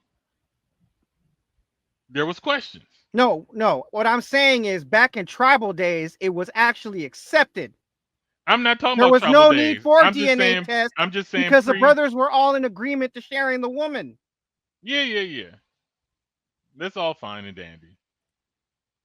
But I'm saying pre-DNA, the baby looks were determining whether or not it was the father or not. Baby comes out, you take him to the father's mother looks at this kid and be like, he ain't one of us. So you had to pass the look test. Did she end up having a baby with the other dude too? No, I don't think so. Man. She had that kid when they started. So she had already had a kid with him and wasn't with him, and then started dating the other dude at some point in time during the thing. Huh. I think it's something or something around. And that's what broke them up. It wasn't super tumultuous, but there's a lot of moving parts in keeping any group together. You start fucking and then it's definitely a no. Like all the groups that you may have listened to and liked over the years, and you wonder why people left the band or the band disbanded, because life hits you, Everybody got different agendas. Some people decide, I want to get married now and have kids and settle down, and I don't want to tour no more. Yeah. Or fighting over money. So it's always one thing leading to another. You throw fucking in there and it just infinitely gets worse. That's what happened to the Fugees. Man. Hold up. What happened to the Fugees? Fucking Wyclef was fucking Lauren. And? He was married. And? She got pregnant. And? The baby didn't survive. Okay, why didn't you start with that? Because that's how it ended. She loved him. He loved his wife. she couldn't tour with that nigga no more, and she was pregnant. And I don't know if she had an abortion or if she lost the baby. I can't remember. But that's what led to the demise of the group. Because he was being an asshole, probably selling her dreams. She was being a side chick, and he stayed with the wife. But he should have went with Lauren because she's the one you could tell the truth to. She know you fucking your wife, and she still loves you. That's true love, or at least dedication. That's a bitch you can trust. Right. I keep on forgetting, but you keep on reminding me, thank you, that you are not Hay Jones. All the hating I've been doing this show, you don't believe on me? Nope. Person claiming to be Hay Jones, that is not you. You are not who you purport to be. Boxer Pedro Rodriguez found dead after losing boxing match. Damn. Want to read the details? I am not in front of my computer. I'm sorry. Mexican boxer Pedro Tony Rodriguez. Where did they get Tony from? Was That's found dead in his hotel room just hours after losing a match on July 6th in Tijuana, Baja California.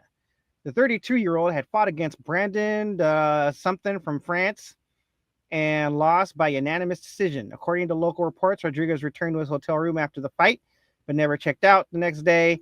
Staff discovered his body, and authorities are still investigating the cause of death.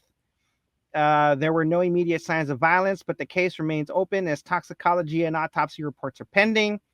Known for his tough fighting style and resilience in the ring, Rodriguez had a professional record of 42 wins and 12 losses and had been a notable figure in the Mexican boxing scene. His death has raised concerns about the physical toll of boxing and the need for better post-fight medical monitoring. Does it say, well, I mean, it doesn't, you just read it, so it doesn't say, but something happens to you when you get rung up, when you get knocked out. I'm not sure how often he got knocked out or if he ever did, but even if you don't get knocked out, look how often football players have CTE. You know what I mean? Like, look at BJ Penn and Tony, what the fuck's his name? Tony Ferguson. We enjoy their fights because they're fucking warriors, but the punishment that they get when they get hit in the head, I mean, they most definitely need better care afterwards, because something changes when you get knocked out, and there needs to be enough recuperation before you get back, before you even consider getting back in sparring. They should probably institute a night in the hospital under medical supervision after each fight, no matter what. No hitting a party, none of that. Go shower, go to a room, medical assistance, hook you up to equipment, monitor you, x-ray you, whatever you need, for at least 24 hours. I think it should all be outlawed. Hey, don't be too rash, my nigga. That's a little extreme. Explain to me how cockfighting and dogfighting are fucking illegal, but this is. Because the animals don't have agency. That's it. Same result. These niggas make the choice. Same result. Look. Why? No. Why are cockfighting and dogfighting illegal other than the agency? I mean, because let's face it, we're just exploiting something that they naturally do in nature anyway, right? No, man. I got you. This is the answer, because you can't eat the fucking bodies afterwards. Yeah, the chickens don't fight each other to eat. Dogs don't fight dogs to eat the other dogs. This is nothing more than human cockfighting. You're This is it. That's what it is. It is, but it's fucking great. It's with agency though. They choose this dilemma. You think the roosters and the dogs? You think the roosters and the dogs? How does a boxer have more agency than a rooster or a dog? They're human. Because they sign a contract. They can choose not to box. They can choose not to engage in this sport. Can they? Can they? Yes. Yeah, Because they can absolutely. retire I don't have to play basketball. After they've been beat the fuck up. No, I'm they could saying have been a bricklayer. They could have been a bricklayer. They could have been a teacher. They could have never walked into the boxing gym.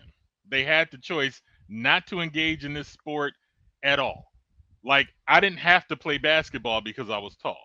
People asked me for years to play, and I said, no, I don't want to join no team. I don't want to join no team. And then I decided I'm going to join the team. That is not human cockfighting. No, hold on. That is not. I'm giving an example. No, that is a false. That's a false equivalency. That is not human cockfighting. That is not you beating the fuck out of each other. That is not two human beings getting into a fucking ring inside of a cage. Nonetheless, inside of a cage. Inside of a cage and beating the shit out of each other. Basketball is not beating the shit out of each other the way they do in boxing and the UFC. I'm not saying it is. I'm giving an example of agency. No. Choosing We're talking to be about involved in something or not. Stay inside the tent. We're talking about hold on. quote unquote combat sports. Hold on. So they chose. How are we not exploiting these people? I'm not saying they're not being exploited. No, hold up. If boxing and UFC did not pay as much money as it does to the fighters, because they understand the risk. They understand the risk by signing that contract. They decided. Hold up. Do you think how many people do you think would do this if that money wasn't there? Well, that's exactly why they do this. A bunch of people, because there were backyard brawls going on before UFC became a thing again. That's true too. Kimbo Slice got discovered that way. Right, but why do those happen? Because people like violence. No, you're missing the broader point. We're talking about exploitation here. There's still money in those backyard brawls, is there not? Yeah, but it's not a lot. Yeah, but how does that money get for those made? fighters? How's that money getting? Hold on, wait. How is that money getting paid? How are those? In those backyard brawls? How are those people getting paid? Do you mean how's the money being generated to pay the fighters? Yeah. I don't know. I think it was illegal gambling. Okay, same thing with the fucking roosters and the fucking dogs. But you still not. What I'm saying is, my analogy earlier about basketball is no. Let me finish my fucking statement. Stay inside the tent. No, you're not. No, stay inside the tent. Stay inside the tent. No. Okay, here. I'll tell you. We as a species, love watching. No, we as a species love watching shit get fucked up. But we outlaw cockfighting and dogfighting, but we sanction this shit. I say that if we are going to allow two human beings to get into a fucking cage and beat the shit out of each other, I should be able to bet on cockfighting, bullfighting, and dogfighting too, goddammit. You don't make any sense. You could have. No. You either make it all legal. You either make it all legal or you make it all illegal. Why are we cherry picking? Why are we cherry picking? We do this. We watch this. We watch this because we love watching things get fucked up, and we love gambling on it. So I'm cherry picking right the fuck now. Or you make it all illegal. I'm cherry picking. I want to make cherry picking. I'm cherry picking right the fuck now. You could have led with that. And this could have been a 20-minute shorter show. He still would be wrong. No. I get his point. No, I get his point. But see, because you guys are talking about two different things. His point was, it should be legal if everything else is illegal. Stay inside the tent, hey Jones. If you hadn't gotten outside the tent, you would be in the tent with us now. Hold on. Let me talk. I'm inside the tent. No, you guys are talking about two different things. One is animal torture. You're talking about You guys One are is talking animal about two torture different because things. one is animal torture because the animal doesn't have agency to say I want to fight or not fight. They're tortured You're to learn correct. how to do so. The You fucking are boxer correct. chooses to learn how to box, chooses to join a league, You chooses to get in the ring. you That's are not correct. torture. It's not torture You when it's are mutually correct. agreed. You're not wrong. But the point that he's trying to make is different from that, which is why I said you could have led with that, because now we're arguing about the wrong fucking thing. You're buzzing. You're buzzing. No, because I had to cover my shit. What I'm saying, what I was saying, Hey Jones, is that no one's taking that away from you. You're correct. We're not talking about that. The point that he's trying to make is Hold that on, we everything just should end be. the show Hold on, right wait, there. Stop. What he's trying to say is that his point is, if cockfighting and dogfighting is illegal, then so should be the UFC and boxing. Because if those two previous ones are illegal, then everything should be. But the reason why they're illegal. No. Is the issue. The point is he's saying it should all be illegal. That was his point. What you're trying to prove, but your point of agency is a completely different thing. I'm saying is it's related to it. The agency is why one's illegal and one's not. That's the difference. This dude literally just died. There are people who have died in the fucking ring from the punishment that they take. Yes. That's the risk they took. That's the risk they took. But there were a bunch of promoters, there were a bunch of gamblers that enabled this behavior. Just like cockfighting and dogfighting. So what I'm saying is, what I'm fucking saying is, if this is going to be legal, I want to be able to gamble on cockfighting, bullfighting, and dogfighting too. You can do bullfighting because that's all that shit. No, that shit's illegal in the United States. Well, we never really had bullfighting here. That's a Latin American thing. And we fucking should, because you know how entertaining it is to watch a bull skewer a motherfucker? Do you see what I fucking mean? But if you led with this shit, we'd have a different conversation. I love the bull runs. I don't like the bullfighting. We could have then had this conversation without the previous. No, sometimes the bull wins. No, we could have had this conversation without the previous fucking argument. The bull always dies. Yeah, but at least he'll take a matador with him. He might. Yeah, there's that possibility. Yeah, but the fucking bull dies all the time. Dude, do you know how entertaining it is to watch a motherfucker die in the ring? Yes, I watched it. That's just how entertaining boxing and UFC is. I watched the fucking we don't running expect of the bull. The motherfucker to die in the ring, but when someone does, oh my God, that entertainment? You see what I fucking mean? I watch the running of the bulls all the time. That's just beautiful when those bulls catch a motherfucker and get. So then why are we making cockfighting and dogfighting illegal when we like watching shit fucking die? Because people choose to do this shit. Keep telling you it's agency. Where do our burgers and chicken nuggets come from? Shit, something's always dying. If it's gonna die, it should die for our entertainment. We eating is my entertainment, my nigga. But we should be entertained by watching it die too. Nah, that's too far. Not everyone's a cat like you, bro. Far. Oh not my everyone's God, a cat like that's you. too far. Oh my goodness. Watching something die for our entertainment and then eating it afterward is just a bridge too far. Oh my God. I don't mind watching a nice nature video of animals hunting other animals and shit in the wild. I am opposed to people torturing their animals to become killing machines and then forcing them to fight another animal that they don't want to fight. Why? When it's something that, we just do naturally anyway. I mean, we love watching these motherfuckers torture each other and beat the shit out of each other. I don't mind watching voluntarily, humans. like they may be voluntarily doing it, but they're still fucking doing it.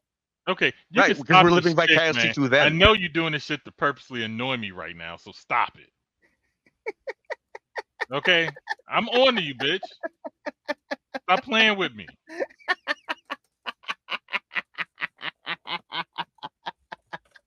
Who's next?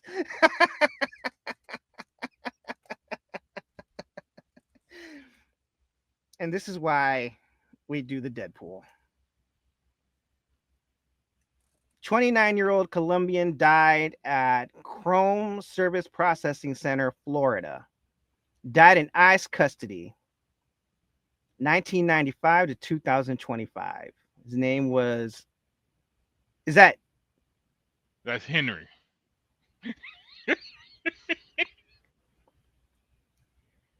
Oh, man. Henry Ruiz. How you say that last one? Guillen. Guillen. Yeah, Robert Paulson. His name was Robert Paulson. All right, it was a short Deadpool this week, people. Oh my God! Really? Yeah. Jesus. You mean to tell me nobody? You mean to tell me We didn't nobody even have to fucking have died that in argument. Jesus. If I knew the Deadpool was going to be that small, I never would have brought that shit up. God damn it. It's way too hot for this conversation. All right. Don't forget to buy our book. It's on Amazon. The Adventures of Chino and Homeboy. Fucking up highlight. Fantastic Four was whack. Yeah, you just said it was mid during the podcast. Yeah, it was very mid. Wait. Is it okay? Is it mid or is it whack? Which one is it? It's mid. It's mid. It's not whack. There's good things in it. It looks great. The acting's good. They tried to do a genre switch, so they tried to make the movie like it was Apollo 13 in a sense, since they're space cadets. So it's more of a drama than an action film. They don't do a lot of super actiony stuff during the movie for the most part. So it starts fast, then it gets really boring and slow, then it picks up, and then it gets slow again, and then it ends with the anticlimactic fight with Galactus. Which seemed, when you see the fight, it's very silly, That sounds terrible. So wait till it comes out on Disney Plus, is what you're saying. Yeah. Are you saying don't even watch it? Superman was way more entertaining than this fucking movie. Way more. And I was like, Superman, I had low expectations and it went beyond that. This one I had high expectations and it didn't even come close. My girl almost fell asleep. Her mom didn't enjoy it, and she usually enjoys everything we take her to. The mom even liked it. Huh? Yeah. Were there black people in it? Extras, and one with speaking parts. That's why. Shit, her mom even liked fucking Thunderbolts. Put Denzel in that motherfucker, see if that changes. She liked Thunderbolts. She liked the last Captain America movie. Didn't like this one. The last Captain America, as in the one with Falcon in it? Falcon, yeah. Well, it's because you got a black lead, fool. Yeah. You might be onto something. But finishing closing us out, homeboy. All right. Shout out to the man, Rudy Reyes, our national treasure, Tom Cruise, David Goggins, Johnny Kim. I don't know if he's still in space or not. He went to space? I don't know. He's supposed to go to space. He's a space ninja? Yeah. I did not know that. We talk about him being an astronaut all the time. We need to craft a TV show, comic book superhero based around this nigga being every man. I am on it. Because Asian niggas. How would you like the story to go? You know what? We'll talk about the soft line, goddammit.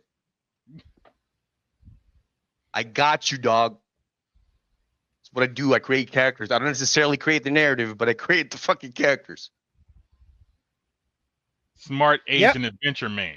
He launched on the Soyuz MS-27 spacecraft on April 8th, 2025.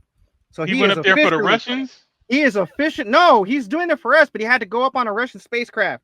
Yeah. He's on the International Space Station, is serving as a flight engineer on the Expedition 7273 crew. He is officially an astronaut. He should be the next James Bond. He is a dual designated naval aviator and flight surgeon, and as a former Navy SEAL, has completed more than 100 combat missions, son. How many? That's why completed he is combat Saint missions? Johnny Kim. How many completed combat missions do you have to complete to be like the shit? Huh? One. Just one. I mean, survive one. You could just complete one. And when you say combat missions, does that mean you like don't even have to complete it? Actually, no. I mean, but like to make you like really thorough assassin killer level nigga. How many of those do you have to do? One. Really?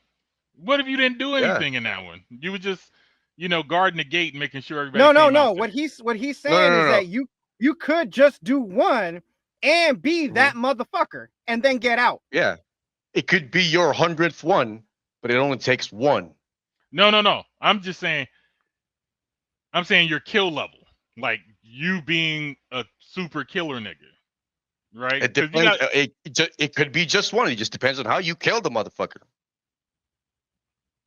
I mean, look, you can't pay one NBA game and be Kobe. I met a combat photographer. Sure, I can. I met a combat photographer who has a KIA, and he killed the motherfucker with his camera. But I'm saying, hold up. Does that answer your question? Does that make him a bad motherfucker? Because that sounds bad to me. It's a bad motherfucker. Dude got a silver star for that shit. I don't think y'all understanding what I'm trying to say. I mean, I think we're trying to explain it to you. Like badass ninja motherfucker. This badass ninja motherfucker killed somebody with his camera. Not a gun, not a knife. He beat a dude to death. Look, if you swing your camera hard enough and it knocks somebody concussed and you just continue bashing You asked the question. Right. We answered, and you're not happy with that answer. What I'm I'm talking about in degrees of like black belts, white belts, blue belts. Like how long do you become, like how many tours does it take for you to become like a Navy SEAL trainer? The guy who trains and selects the niggas. None. What are you talking about? There were during peacetime. Where do you think a lot of these Navy SEAL trainers came from? That's where they. Yeah, the Navy SEALs are never at peacetime. They're always doing secret shit. Yeah, secret training. They always getting their feet wet. And this is why I could never be a Navy SEAL. We've been in perpetual conflicts since the 90s. I mean, we've been in perpetual conflict since World War II. Okay, there you go. Jesus, really? Yeah. I mean, before the 90s, there was the Korean War. Then there was Vietnam, where by the way, a lot of those Navy SEALs now in the 90s got trained from those guys. Then there's the guys who were in Grenada, the guys who were probably trained by Delta Force, because we do a lot of cross training with Army guys. So they could have been getting training from Rangers, not exactly Navy SEALs. And then those Navy SEALs take the training to the SEAL training centers to train SEALs on the most up-to-date techniques and shit. Plus, they develop a lot of their own techniques based on what their area of operation or specialization is going to be. I'm gonna give you the info. I just asked Google. Must be a fully qualified Navy SEAL. Proven experience and performance. Operational experience. Desired experience. While not always mandatory, a candidate's chances are significantly enhanced by having prior experience as a BUDS instructor, a master training specialist, a dive supervisor, or a range safety officer. Strong military record, exceptional physical fitness, instructional and mentoring skills, training management, report writing and communication, cross-cultural communication, a warrior mindset. 5, personal attributes. Candidates for instructor roles are expected to be highly professional, result-oriented, and capable of operating cooperatively in a team environment. They must uphold the highest standards of the U.S. Naval Special Warfare and the SEALs community. In Which is to essence, say, every single one of them becoming get a trained Navy that SEAL. way. Okay, I'm going to tell you 95% of what you just said is all stateside leadership in classroom and not other country field training, but OCONUS field training, meaning they train inside the United States. When they talk about operational experience, it's exactly what Chino and I said. 1.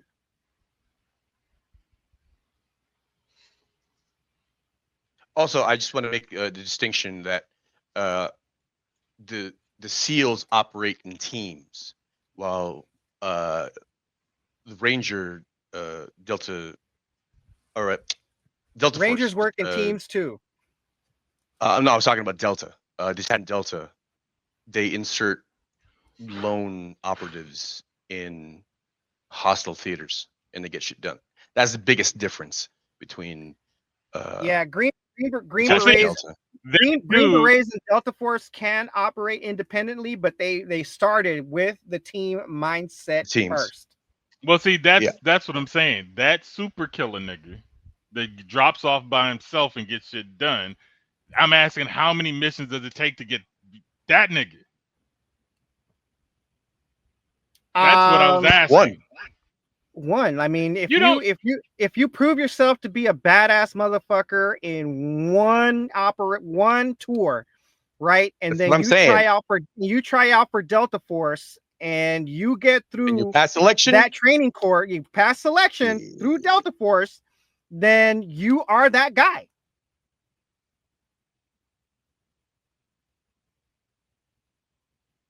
I'm done with this conversation. I mean, you're just not happy with the answer that we're giving you. I'm gonna call some Delta Force niggas and let them know, because they got yeah, you good luck. Good luck. They on YouTube. I'm gonna hit them up. Go ahead. Good luck. They got channels. Please. Yeah, no, you know what? Do it. And if you could get them on the show, mad props, bro. Mad props. Yeah, get striking here. David Goggins didn't become David Goggins in one day. That's what I'm trying to say. By the way, David Goggins did try out for Delta Force. Yeah, he did.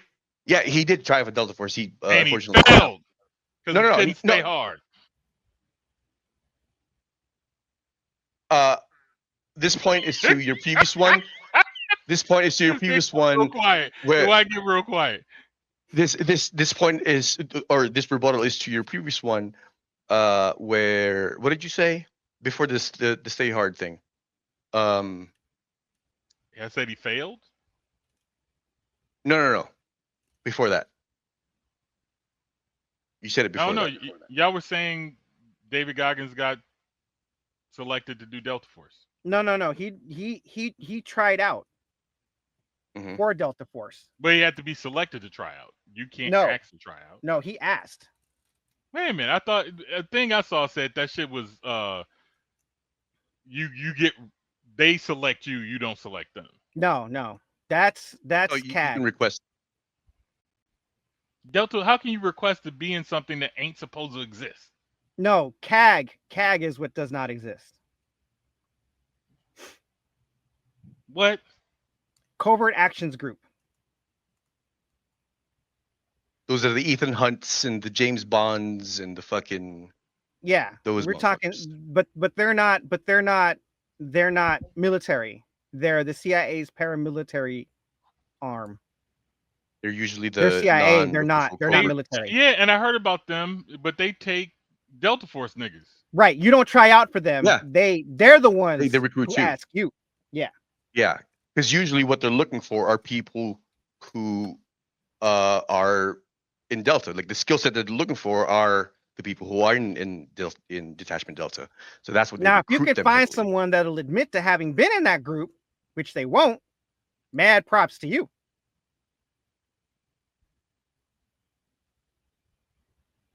Okay. Finish closing us out. All right. You guys got anything? Nah, I'm done. I think that this is the longest show we've done. I think so far we're at 2 hours and 30 minutes and counting. Oh, we're gonna have a lot of clips off of this one. Hopefully, a lot of shorts. Wait, the Hozu episode was like 3 hours long, wasn't it?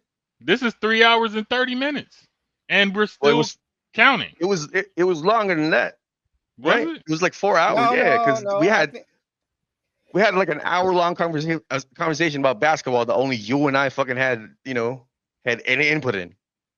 Oh, that's right. He cut that out. No, he didn't. He was supposed to. Oh, but he said, got lazy. Yeah, pretty much. I mean, it's a 3 hour long episode. Anyway, I don't have anything. I mean, like, this is another 3 hour long episode. We had another marathon episode a while ago, but I think it was last week. At the 3 hour mark. Yeah, it was last 3 week. hours we and a half. We had a 3 hour episode last week. And we're waiting on you guys now. All right. All right. Until next time, homies. Peace. Good at you, bitches. Push that motherfucking button. But that didn't hit. I'm killing y'all, man. Fuck. We need a goddamn laugh track. Shit. Need the water guns back. I know. Don't forget it's earthquake season, bitches. Hey, fellow pirates, come and listen what I say. The captain is a tyrant and I no longer obey. I'm sick of taking orders from the madman in command. So let's drop him on an island and leave him in the sand. 'Cause it's a mutiny. It's a mutiny.